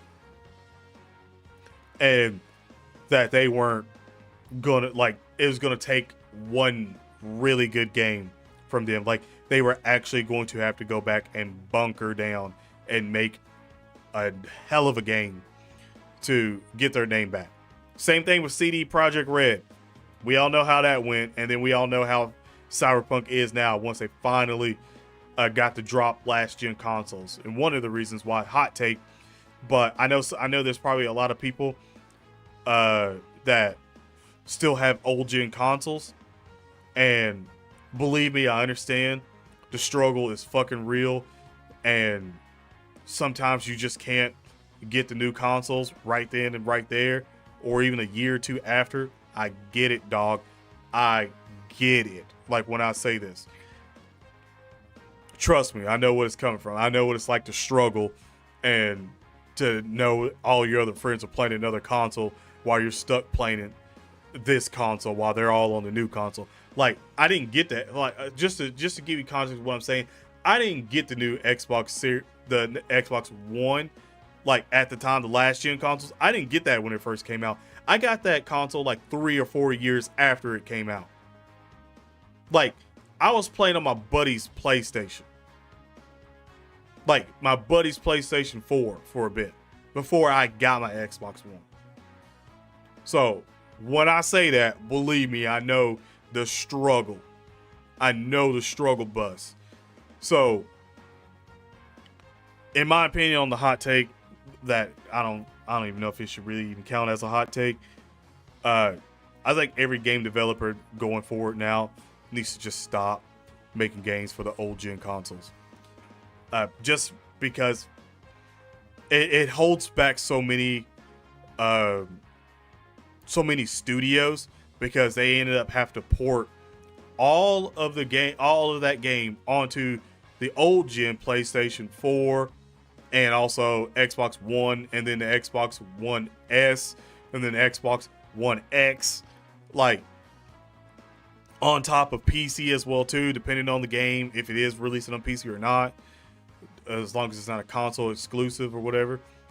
But you have that, and all the, and then new gen, and you got to like literally test everything in every game to make sure it runs just fine. So I just don't, and that's one of the reasons why the games sucked, because they were still making games for the old gen whenever we have new gen games that needed to have all the focus on the new gen. Same thing with 2K22, 2K20 when it first came out. 2K20 sucked. 2K20 was the NBA game that was next gen, and it absolutely was a nightmare on the next gen console. Like, it literally did not run. It was awful. Like, it was so bad that everyone abandoned it and went back to playing old gen.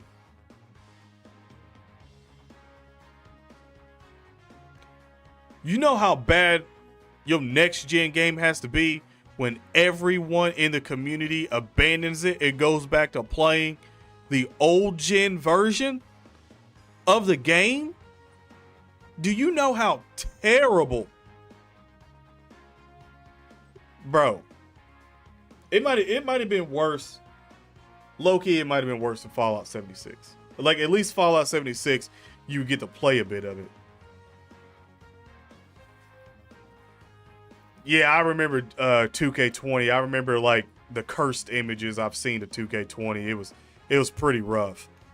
2K20 was dog water. It might have been, honestly, it might have been all the 2K20 games. NBA, NFL, WWE. I don't know if FIFA 2020 was bad. It may not have been.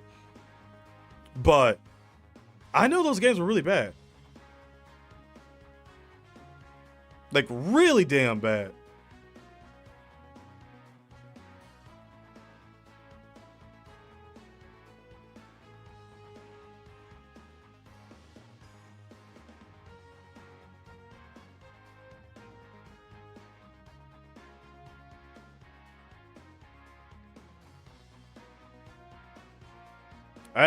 Well, sometimes it be like that. Video game industry got us in a chokehold. In a sense. Okay. In a sense, yes and no. One, yes, because in my opinion, if I have to get off, let me take the Dokkan battle music a little bit more completely off, to be quite honest, because that's just blasting in my damn ear right now while I'm trying to talk about everything else. And let me turn that down a little bit too. All right. So, in my opinion, I think we're in probably one of the best upcoming years of gaming that we've had in a very long time. And I'm saying that because it's not just PlayStation that's getting to go wild, with Nintendo going wild for a little bit. We actually have Xbox, PlayStation, Nintendo, PC, the handheld game going wild. We haven't had that hype since, I would say, the Xbox 360 days, when it was the Xbox 360 and PlayStation 3. And even the Xbox 360 had an upper hand, but PlayStation was still getting games that were great, and it was good for gaming. Like those whole generations was pretty good for gaming. We've entered that again, except better.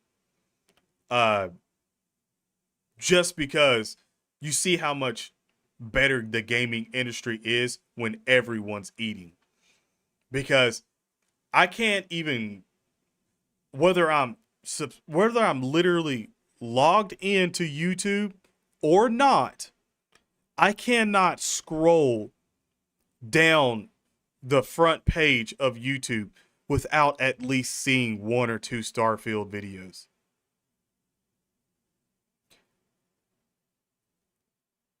I can't I can't think of the last time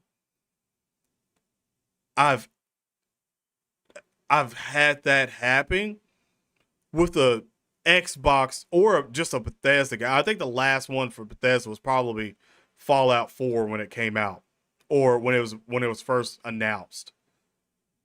Not 76 or anything, like Fallout 4. And that wasn't even an Xbox game at the time.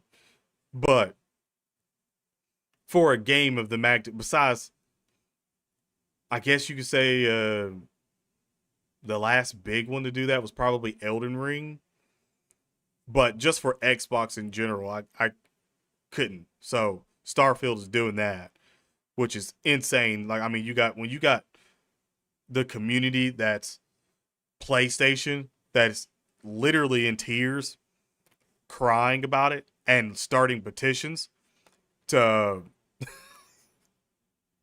I seriously cannot make this up. The starting petitions to have Starfield being a PlayStation exclusive.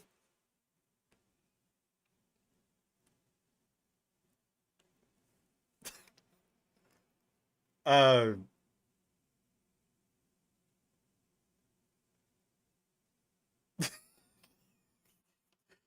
you heard that right. I didn't stutter.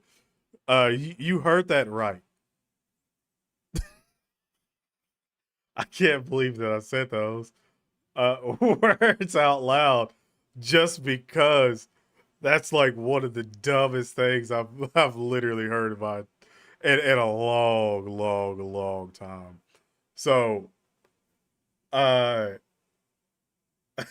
yeah, you have people signing petitions to get Starfield to be a PlayStation exclusive when literally Xbox owns Bethesda and Bethesda made the game a console exclusive.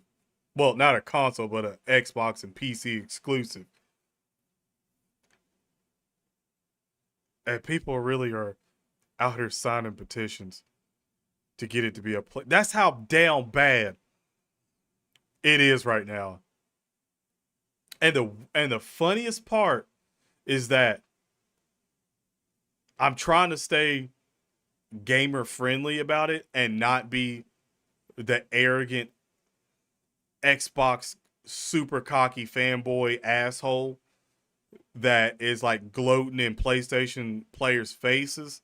Like, if you come and watch all the streams and stuff like that, you know that I don't necessarily do that. Like, I look at all gaming and then I go with all gaming. I don't just completely pick sides 24/7. Like, even when we was looking at PlayStation, I was like, oh yeah, PlayStation better bring the heat because I know Xbox is gonna bring the heat. PlayStation better bring the heat, and I keep that same energy for everything. Like, I could be such an annoying asshole YouTuber to just clown all PlayStation players right now for the last how many years? You were talking about Xbox got no games. Xbox ain't got no games. Ha ha, make some games. Xbox ain't got no games. And as soon as Xbox get games, then you cry.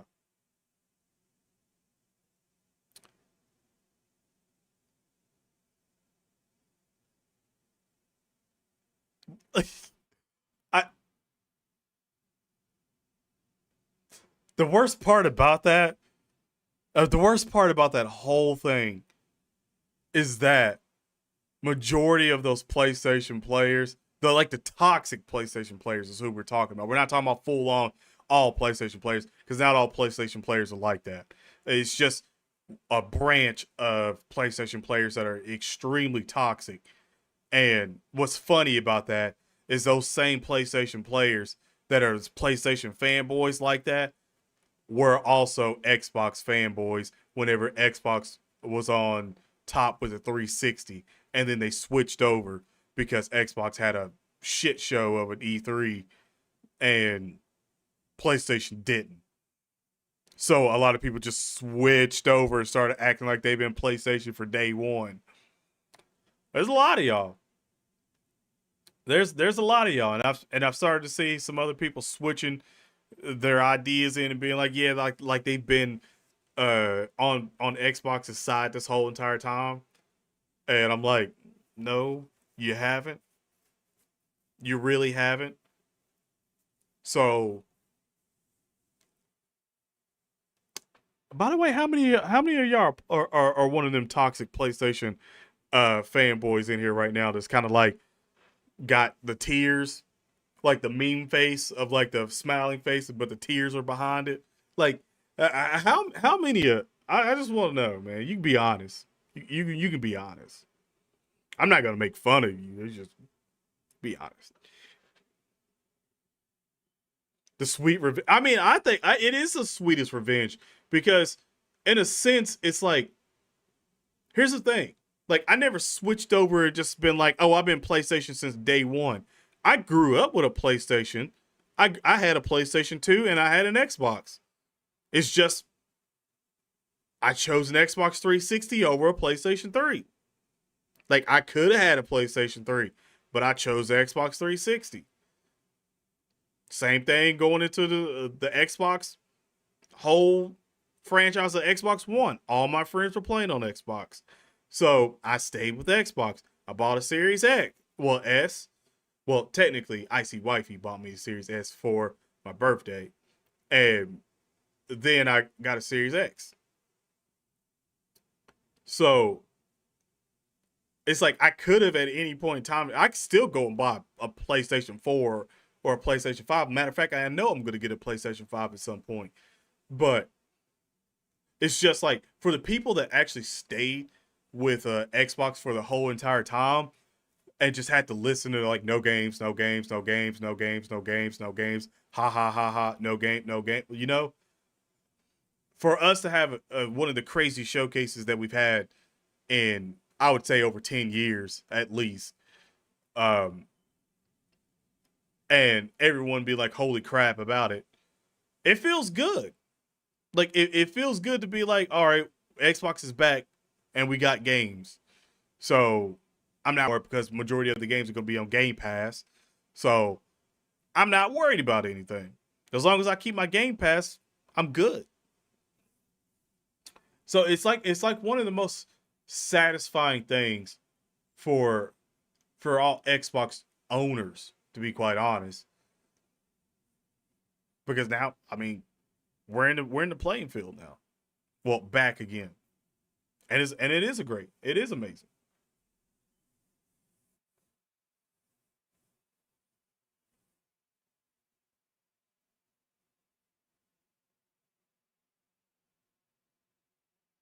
Oh, I probably was. It's been switching in between of being in, I guess you could say, good health and bad health on the YouTube end. I've literally just been looking at my OBS side that's just been in the green the whole entire time. So I think it's a situation where maybe YouTube's, I don't know, doing something right now, but it ain't hitting like that right now. But right now, for just for reference, right now I'm not in the lag, and YouTube's not saying it's lagging. It's just fine. So if the lag spike sort of ended, there you go. Yeah, I've already had a couple streams this week that was like that. I got kicked off of my stream like 2 or 3 days ago. Like it just kicked me off stream, like mid stream, just ended my shit. So that was something that hasn't happened, I don't think, in a long time for Dokkan, but I like for just anything that I play, even on Dokkan Battle, like it was just streaming Dokkan Battle. I never had like my stream just cut off, but I've had it disconnect and come back, but I've never had it just shut off, like actually shut off on YouTube side. Never had that happen before, and that happened for the first time a couple days ago. So that threw me for a loop. I was searching everything to try to figure out why that happened.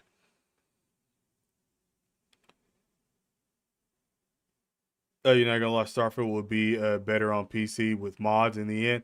Well, here's the thing. Uh, I think Starfield will have mods on console. They just won't be like right out. Obviously PC will have the mods before the console has it. But if you go back and look at the track record for all Bethesda games, normally Bethesda does release a creative creation thing that they do have, even for like Fallout 4 and all that stuff. Like, so I do think Starfield will have mod support, but it just won't be maybe like the first year of it being out on console. I think it might be like after that. Like it'll be a big thing like after a year where everyone's already played the base game. And we're waiting for like the first DLC, like the first major DLC, because Starfield it's a Bethesda game, and they've already slated that Starfield is going to have a very long life cycle in terms of like the DLC and stuff like that. Because you gotta understand, this is a space game, and it's like the dialogue alone on launch is like 200. If I remember correctly, when I seen it and they were talking about it, it was like 218 or something like that thousand different speech. Like that's recorded dialogue, recorded lines of dialogue, over 218,000.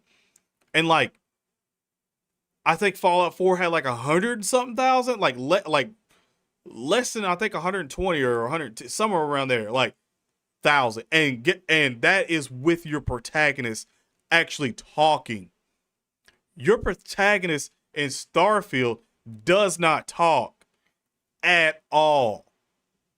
So you have a silent protagonist. And there's still over double of Fallout 4. That's a lot of talking. That's a lot of long-winded NPCs, if you gotta ask me. Like, holy damn, you're gonna be listening to people talk. And that's just at launch. That's not with anything later on added in, update, DLC, all that. Insanity. Like, insanity.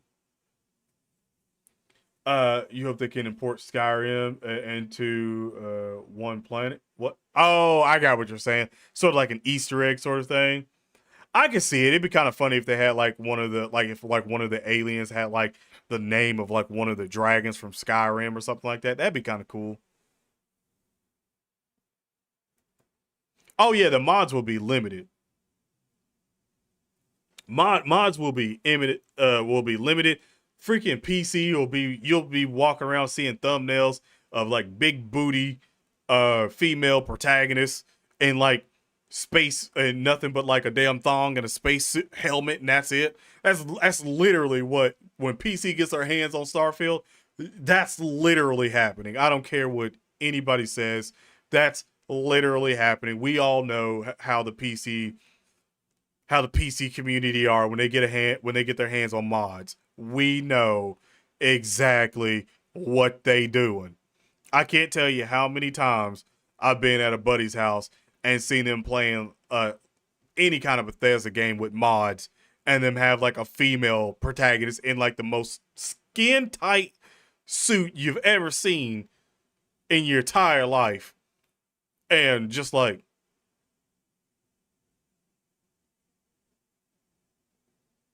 that's how you play? Oh, okay. Am I streaming tomorrow? No, I gotta work. I just called out tonight. Cammy mod? Facts. Like, same thing with Street Fighter, bro. Street Fighter's mods is wild on PC too. They got some wild mods. That's what I'm saying. Like, when, and it not even getting into like the not safe for work mods, stuff like that that'll happen. Just the sheer cool mods that'll happen for Starfield will be insane. Like the actual fun mods that everybody's gonna run, not the not for safe, not safe for work mods. Like I mean the actual like mods to the game. Like when people start to get their hands on creating new textures in the game and updating them and just updating the environment. Like once you start getting those mods, yeah, like it's gonna be it's gonna hit differently. It happened with Resident. Oh yeah. What did like Jill Valentine or something like that? I think that was the Resident Evil 2 remake or something like. But where she was like, it's like the beginning of it. If I'm not mistaken, it's the beginning of the actual game that was like modded like a bajillion different times because it was like her in like bandages one time and then it was like her in the damn thong the other time. Like it was wild. Let me just put it that way. Like it was still on YouTube, but it was just wild. Like like this is what we doing with our spare time? Okay. You're gonna recreate Fallout 4 on one planet. I mean, to be quite honest, especially having the actually, you know what? I didn't even think about that. You just blew my mind.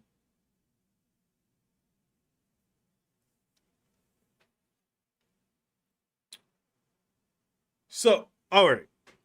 So if I'm going with Fallout 4 because Fallout 4 was the last Bethesda, like besides Fallout 76, like actual AAA, uh, just character driven that.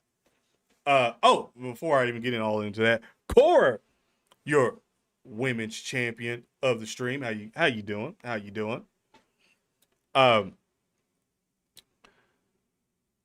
literally,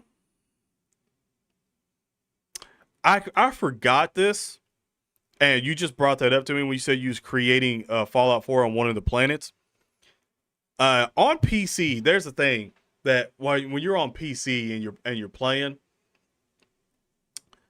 if you build too much, uh, your game can start running like slower, like because it's rendering in all of your builds on like all your settlements and stuff like that. So it actually hurts your frame rate on PC. I hope that's not a situation that happens on console, where if you build too much, because you got to remember, if there's thousands of planets and you're like going to all these planets and stuff and you're building on them and everything, I hope that doesn't tank your FPS on console too. Like, I hope not. I hope there's not that situation because if there is that sort of situation and it comes over to console, that's gonna suck. There's gonna be a lot of patches to keep preventing that from actually happening.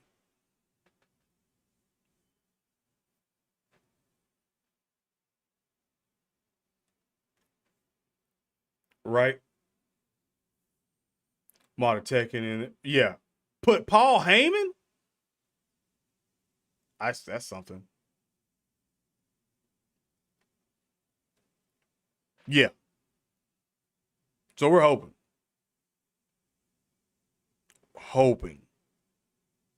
But I didn't like that's one of those ones that I totally forgot all about is about the building again. Just the having the character creation. Oh, start I don't want to get into Starfield so much because I'll just keep talking about Starfield. Uh I need to get off the topic of Starfield. I really do because I'll continue to keep talking about it. Actually, what the hell was that? Why is Phil Spencer trending?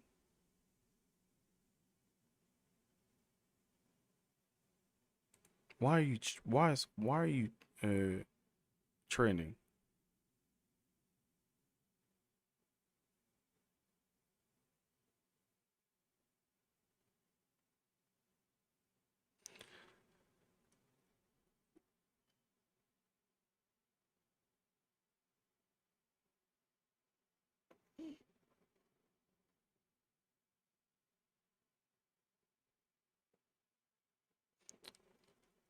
Oh, okay. I see why he's trend. I see why he's trending.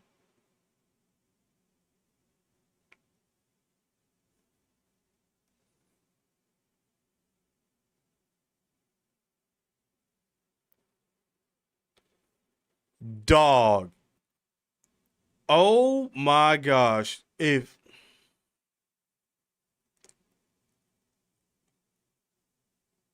dog, y'all got it. All right, all right, all right. For real, for real, for real, for real. I got issue with this right here. I got issue with this right here. This is who y'all love. This is PlayStation. Who y'all fucking love? Some of y'all, not all of y'all. Some of y'all. I'm beginning to start to really dislike Sony. Like the more they literally talk, the more I start to dislike Sony. I don't know why, but I sometimes I try to like see where they're coming from, but then I get shit like this, and I'm like,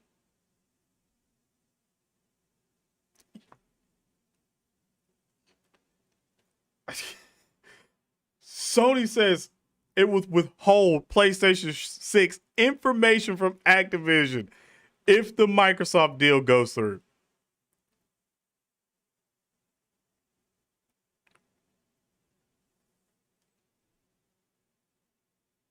So you tell me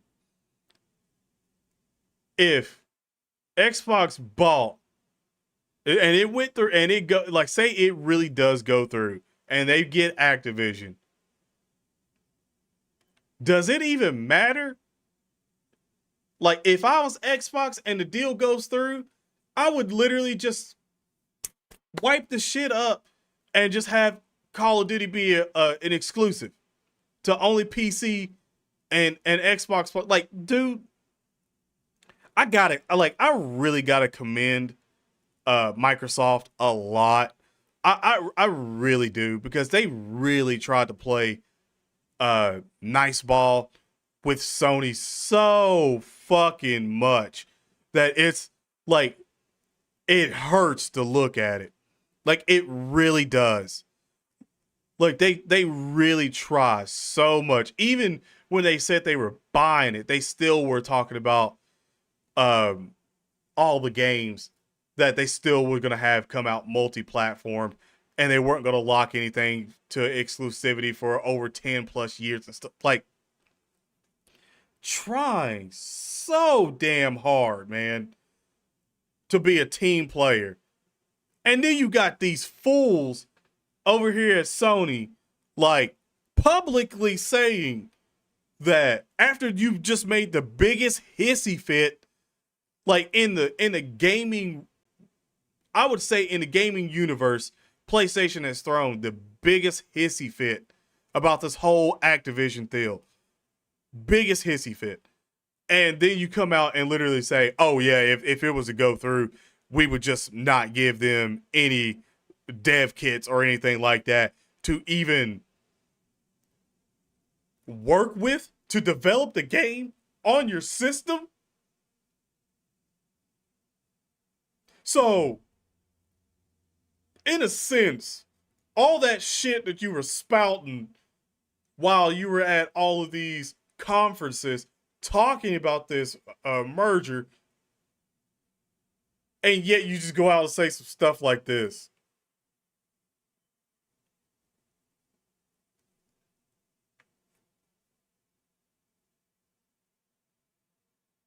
Are we living in a fucking simulation?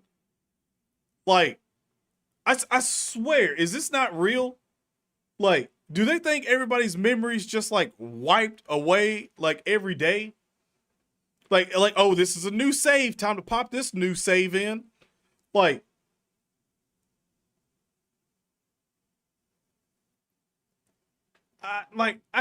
so so awful. You're so anti-consumer that it's not even funny.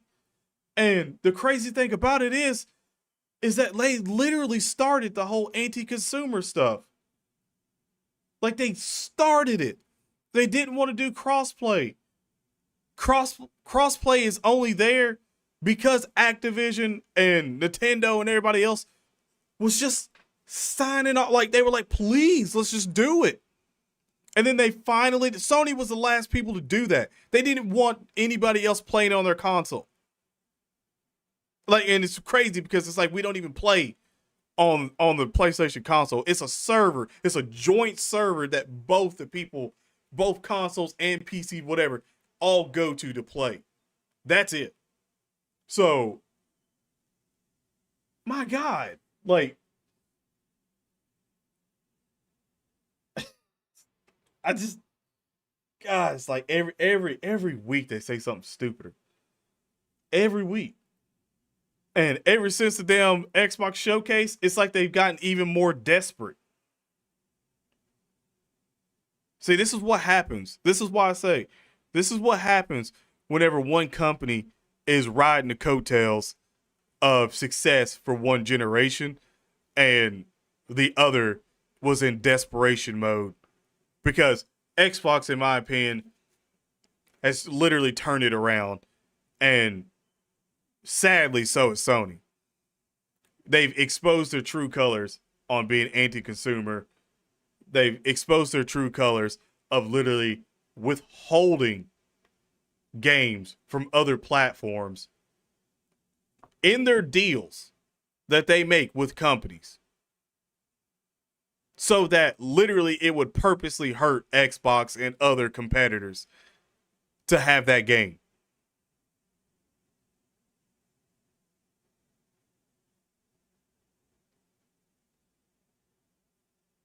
Bro, that's wild, man. That's wild.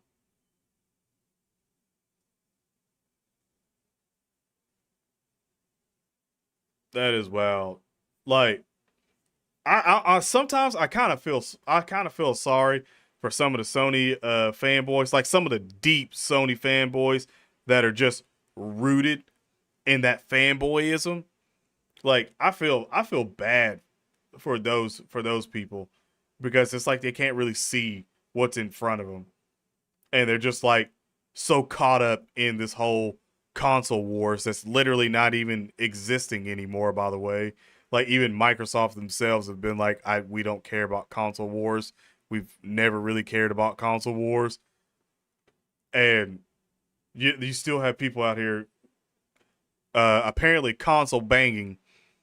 Like, I mean, that's what it is. They're gang banging consoles, apparently. And I'm still flabbergasted that's just wild, man. The fact that is there is literally insane, and that's just a public tweet that they literally said. That's that's crazy. I Bro, that I'm done on that one, man. I gotta move on. I gotta move on, bro. That's crazy.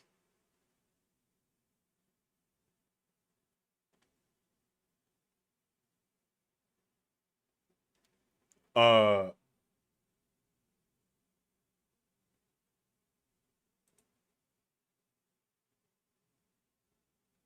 I'm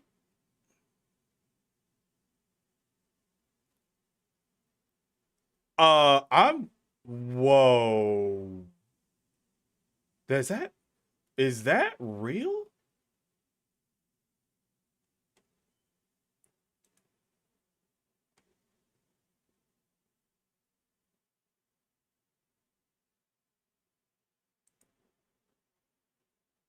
I all right. I was gonna talk about GTA 6 for a little bit.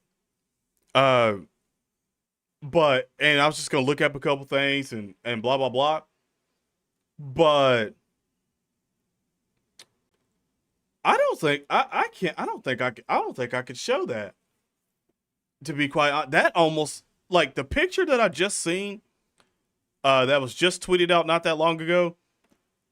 Almost looks really real. And I'm very scared to show it just because I don't want to get a copyright strike from Rockstar at all.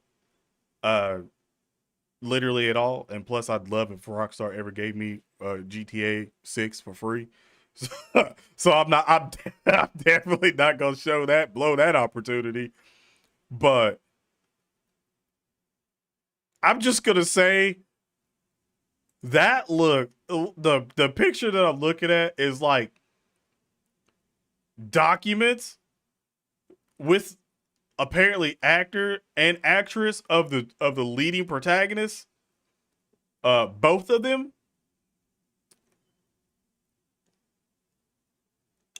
and it almost looks real. And it was literally tweeted out 10 minutes ago, and it almost looks very real. I'm just gonna leave. I'm gonna leave that one alone.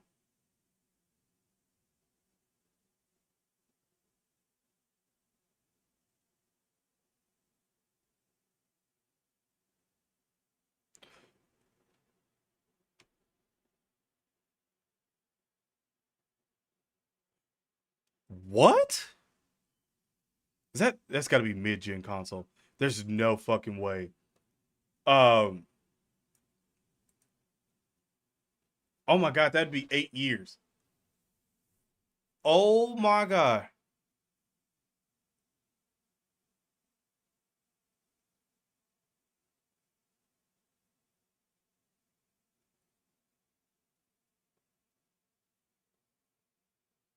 Uh.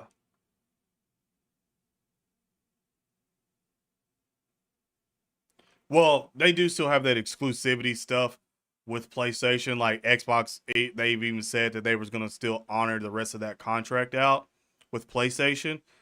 Uh, even when they bought Act, like the crazy ramifications that Xbox has literally got from just bending over backwards, really, and just to try to please like just Sony in general is freaking ridiculous. Like really ridiculous. Like it's 20 like that's what I'm saying. It's 2023. We're mid 2023. All right, like literally half this year is damn near almost gone. Okay? Half the year's almost gone. That's insane. And that's insane to think we're literally half a year until 2024 already when I felt like 2023 just started.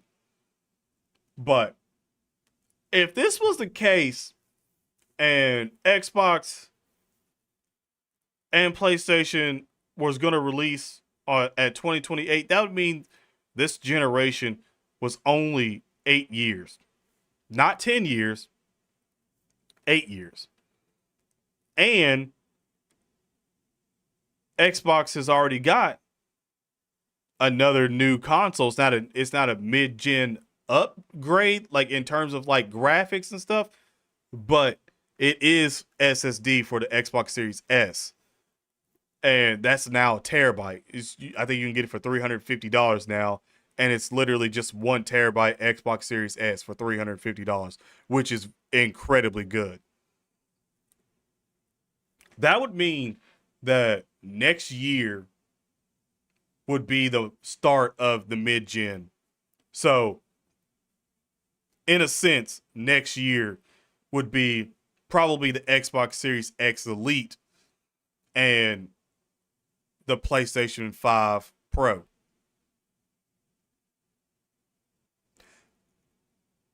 I've been talking a lot. I'm interested to hear how you would feel if a mid gen console came out next year. Just saying. Like, if it was, are you buying a mid gen update? Let me put this microphone down a little bit too. I don't I don't know if I would. Like not right off the bat. I'll tell you that.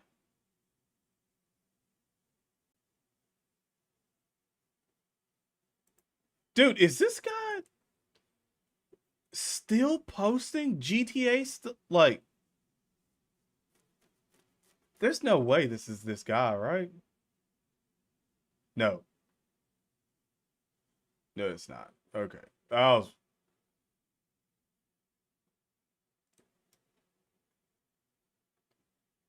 I mean, damn, chat. I mean, damn.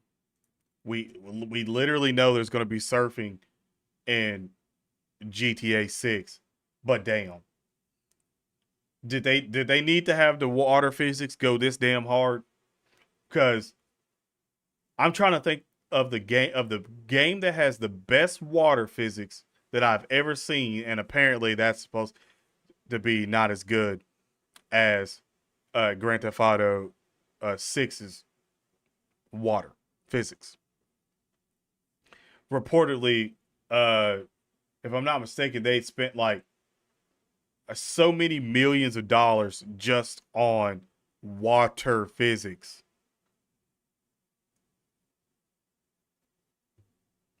Mid-gen update if your console or whatever or recent breaks. See, that's what I'm saying. Like, I normally don't do the mid-gen because, in my honest opinion, like, even if you do go to like GameStop or something like that and get like trade value in, like, they're still gonna nickel and dime you on your trade value, even if your console is like pristine quality. Like, you could go in and be like, I've never opened this console and I just want to trade it in. And they'll probably, like GameStop for sure, they'd look at it and be like, oh, you've never opened this $500 console? $100. What? $100 for the next on your credit. Like, that's what they like to do. Big time. That that is definitely what they like to do. My God, it's GTA Central, bro. It really is GTA Central. Like, people are really going into this. Holy crap.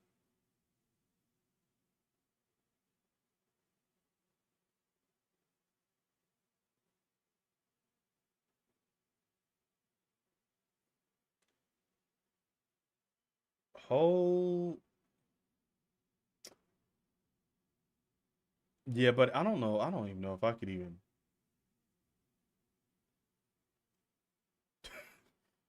I've just no. I'm glad I did. I'm glad I took some of this off. Nope, nope, can't show any of that. I'm glad I didn't. Kill switch was good. What is good? Right? Like, that's what I'm saying to myself, because I'm like, I get if the water physics look great, but if it's GTA, I'm not good. Like, I don't care how good. Like, unless I see the trailer on GTA and it's like, holy pajabbers, like this game is buck wild.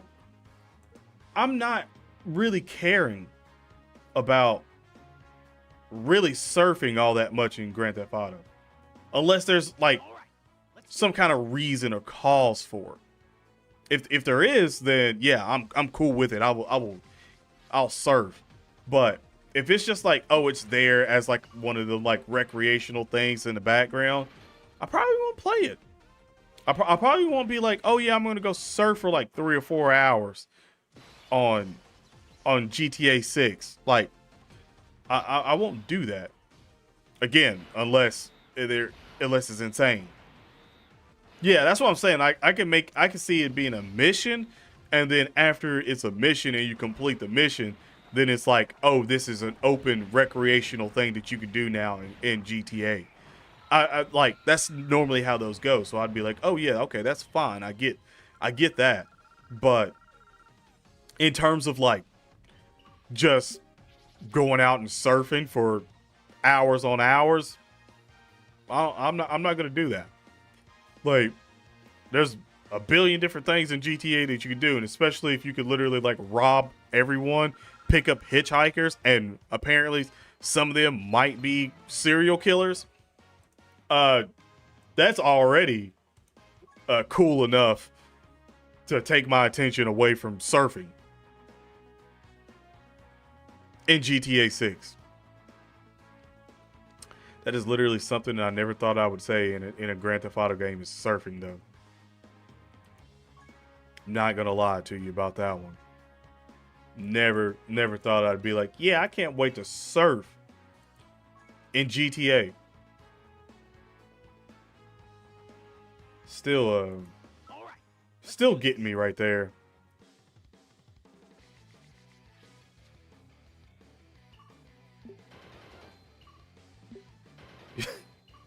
GameStop gives you $50 and a keychain. They don't even give you a keychain, so I don't know where you're getting this keychain from, but whatever GameStop you're at, it's probably the best GameStop in the world. They're giving you a keychain with $50 credit.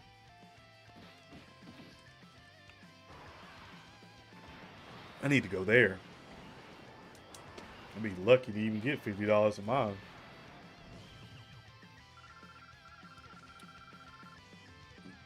Of course not. Of course not. I think most of them are all 10s anyway, if I'm not mistaken. Can't wait for SmackDown tomorrow.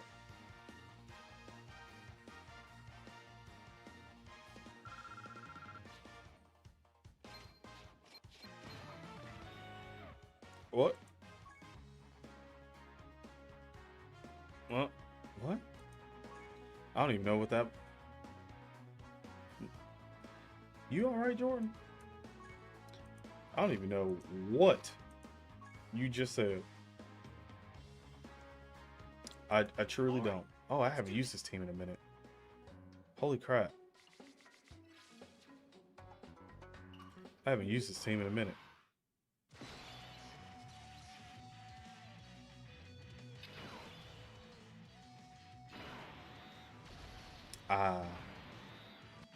Dokkan Battle. The simpler games. Why don't we have any Bleach games? Why don't we have a new Bleach game? Why don't we have a fucking Yu Yu Hakusho game? My God. What? Why don't we have a Yu Yu Hakusho game?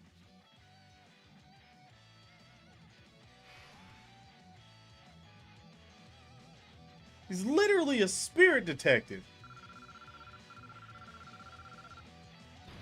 You know how dope a Yu Yu Hakusho spirit detective game would be?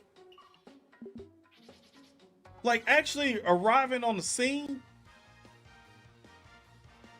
and doing some Batman stuff, and then pulling out the spirit gene, bro.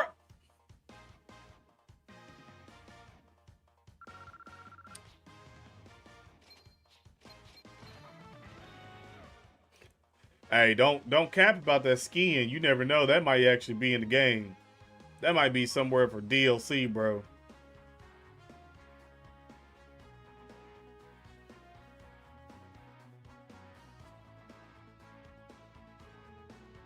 Yu Yu Hakusho? No. Not Yu Yu Hakusho. Bleach? Hell no, because the anime came back and they got a significant boost in all of their popularity. So that can't be the case. I'll say that again, ain't no way on that one.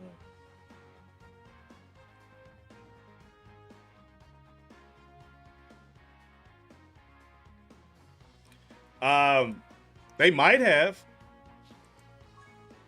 but I ain't heard nothing from any studio about a Yu Yu Hakusho. Not even a Bleach, and I still think Bleach would go hard. Like a Bleach AAA game, like if Bleach got the same love and treatment as like Like Fighter Z. Oh my god, Bleach could even be in Fighter Z. Like, if you took Fighter Z style, that 2D, kind of like Marvel vs. Capcom, with the 3v3 stuff, you can still do that for Bleach. And you can still take Bleach and put it in like Budokai Tenkaichi games play. Why? Why do we not have these games, man?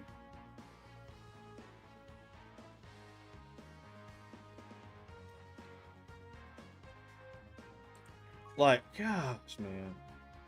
Like that, like, I'm sorry, but a Yu Yu Hakusho, well, as fire as I think a Yu Yu Hakusho game would be, dude, Bleach game would be way better. Way the F better. Like, no ifs, ands, or buts. Oh, you are the literal only one. I forgot all about that. Or literally the only one here.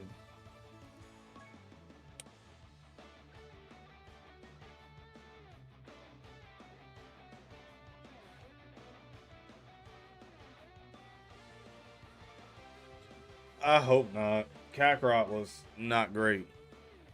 Say that. Well, it started out not great. I should say that. Just to say that it started out not great. It got better.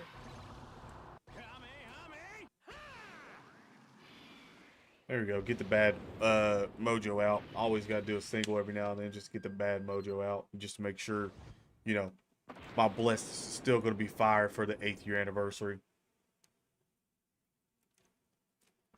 Feels good. Feels good.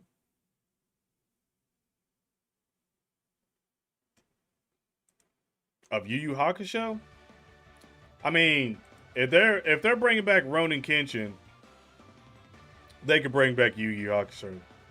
I mean, didn't they bring back Inuyasha? They could bring back Yu Yu Hakusho. They brought back Bleach. They could bring back Yu Yu Hakusho. Just saying. I mean, I would assume all the actors, if they're still alive and stuff like that, would take the payday there. I would. I definitely would.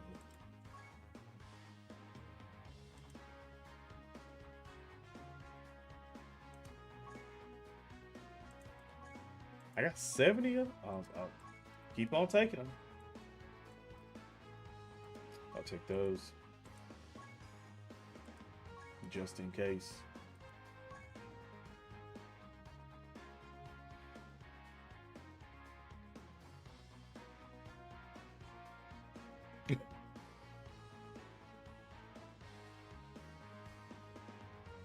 Bruh. Damn, man. Jordan, they after you.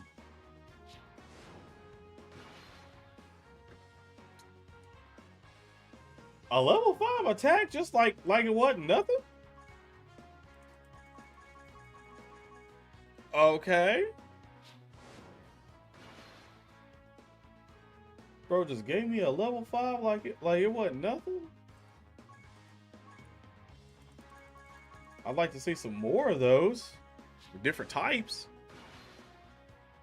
Level 5, of course that level 5. Oh, there we go, level 6. Well, it's HP, but level 6. That one, attack boost up, and ooh, that one's not a bad skill orb. That one's not bad. Anything under a 4 usually goes to like free-to-play cards and stuff like that.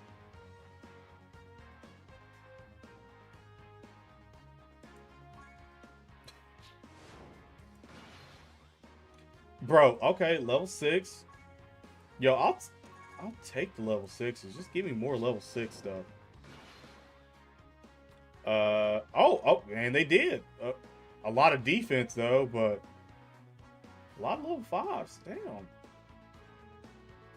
Yo, this is. I'm, I'm not mad at none of this. Getting a decent little amount of level 6s in there.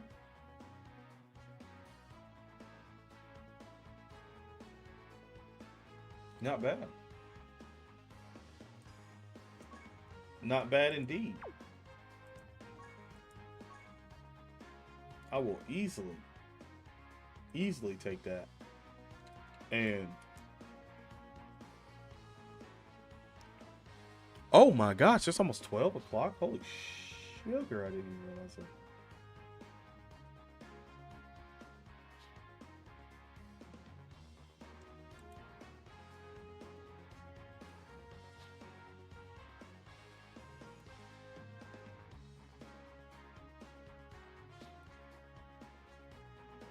Holy crap.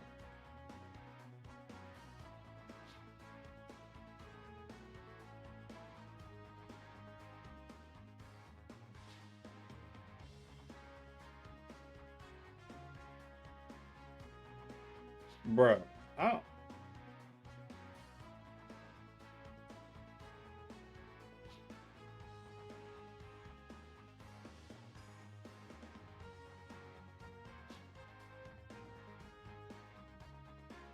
Unique skill icons updated for Dokkan Battle.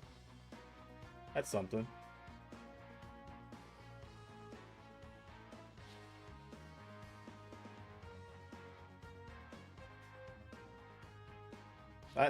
That is something. Hideo Kojima out here being ruthless.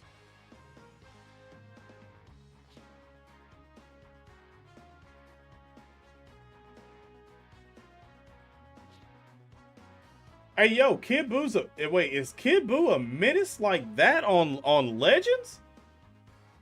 Bro, is Kid Buu a menace like that on Legends where he's literally the #1 Legends card?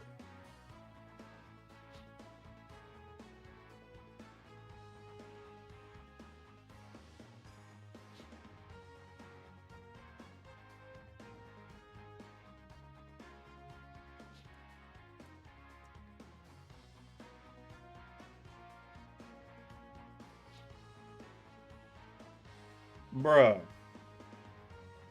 What?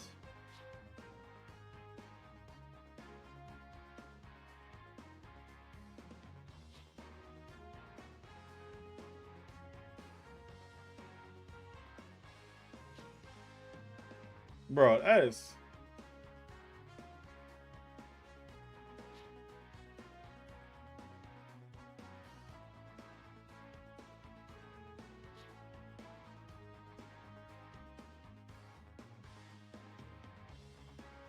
My goodness gracious.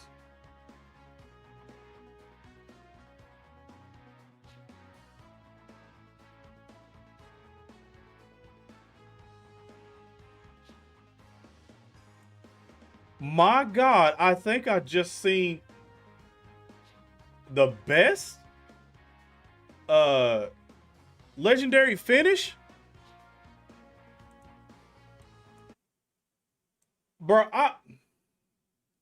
at this point I'm getting real disappointed for Dokkan. Bro, just #2. Don't do it. Buy me some time. #2.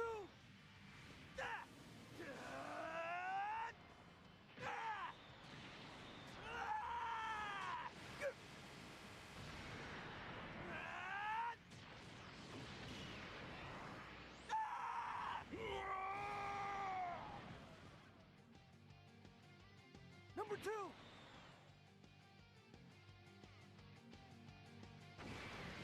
You did great, #2.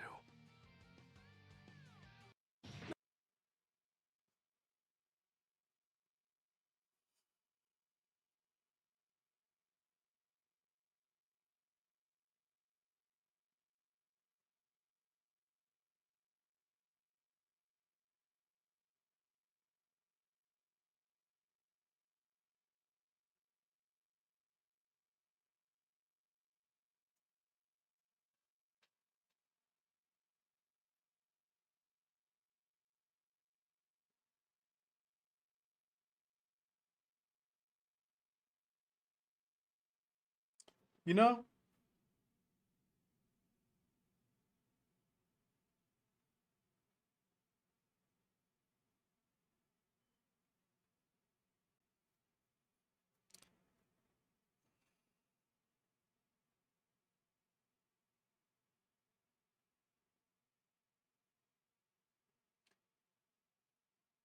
What remind me chat, remind me what all Dokkan does better than Legends again. Just remind me. Just remind me again. What all does Dokkan do better than Legends? Can I just can I just get some of y'all to remind me what they do better?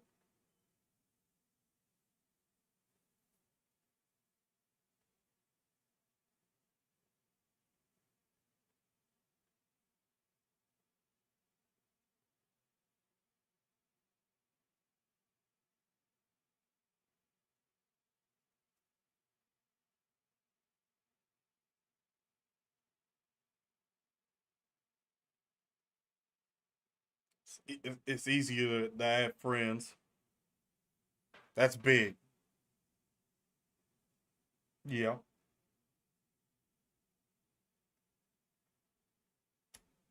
Mm. Is that it? Is that it? Is that all it does better?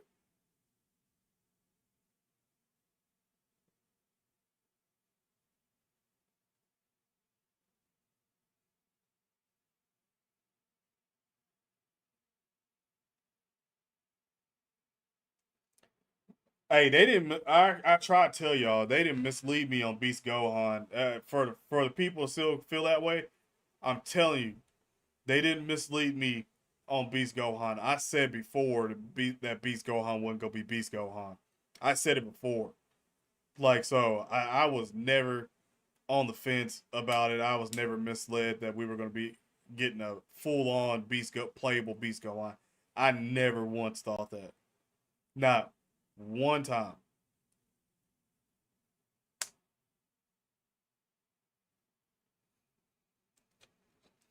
Six, uh, over three, double. Okay.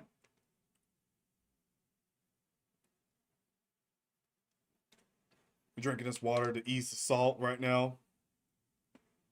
Easier to get grind stones.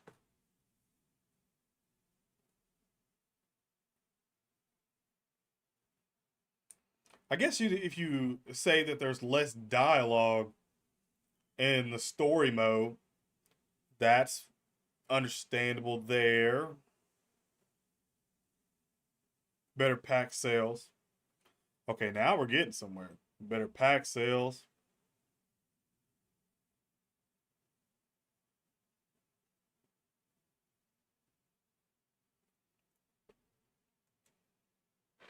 I agree it's still outdated. I will 100% agree that.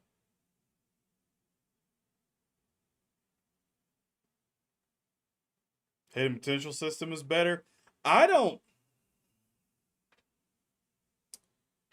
Uh, that's getting into the Zenkai boost territory, so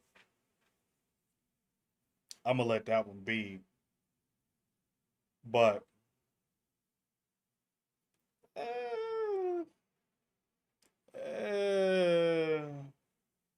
on that one, I don't know. I do like Legends Hidden Potential System, where you actually go through with the stages and Rainbow will max out each stage to get to the next one and stuff. I don't mind that. It gives a lot on the cards and stuff like that, so I don't necessarily mind that.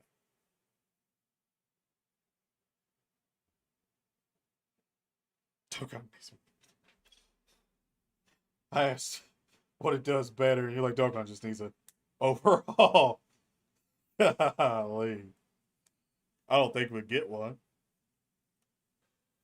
but I agree. I think it does need an overhaul at some point. That's for sure. But chat, it's past 12 now. I didn't even realize that it was this late.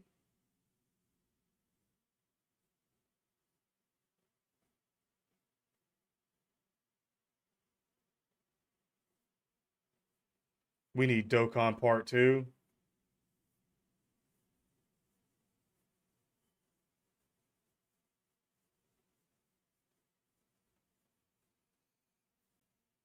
Bleach Brave Souls. Good lord, man. I haven't played that game in forever.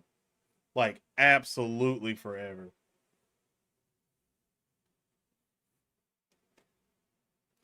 Uh, I don't know about that version Z Part 2. I don't know about that, man. I've been wanting Part 2 for Dokkan Battle for a couple of years now, to be quite honest. But yeah, I don't think we get one until probably 10-year anniversary or something like that. I think they just let 10 years probably go through, and then they're like, yeah, we can do it after that. But I don't see us getting Dokkan Battle 2 for a hot minute, which is one of the sad parts about it because I kind of wish we did, really do. But anyway, chat, it is past 12, actually past, well, almost past my damn bedtime, to be quite honest. But other than that, chat, appreciate you coming out, hanging out with your boy for three, all right, 3 hours on the stream. Okay, a little bit more than I normally do there. Oh, all right, I respect it. I respect it. I think the only reason why I didn't go a little bit longer is just because I didn't sleep at all. But anyway, guys, thank you guys for coming out, hanging out. If you did enjoy, hit the like button, subscribe, turn on notifications where you get notified when we go live and put in more videos. Again, remember, countdown starts from the producer letter. Stuff like countdown starts next Thursday. So next Thursday will pretty much it'll be the countdown. It'll be the official start of the countdown for the 8th year anniversary on Global Dokkan Battle. And by that time, I'll say we should be getting information for JP's Tanabata. So be on the lookout for that as well. Because if they do like if they do a Dokkan now or something like that, I'll watch it. We'll be live on stream to watch it. So if they do a Dokkan now, we'll watch it, 100%. But other than that, stay safe. God bless, and I'm out. Peace.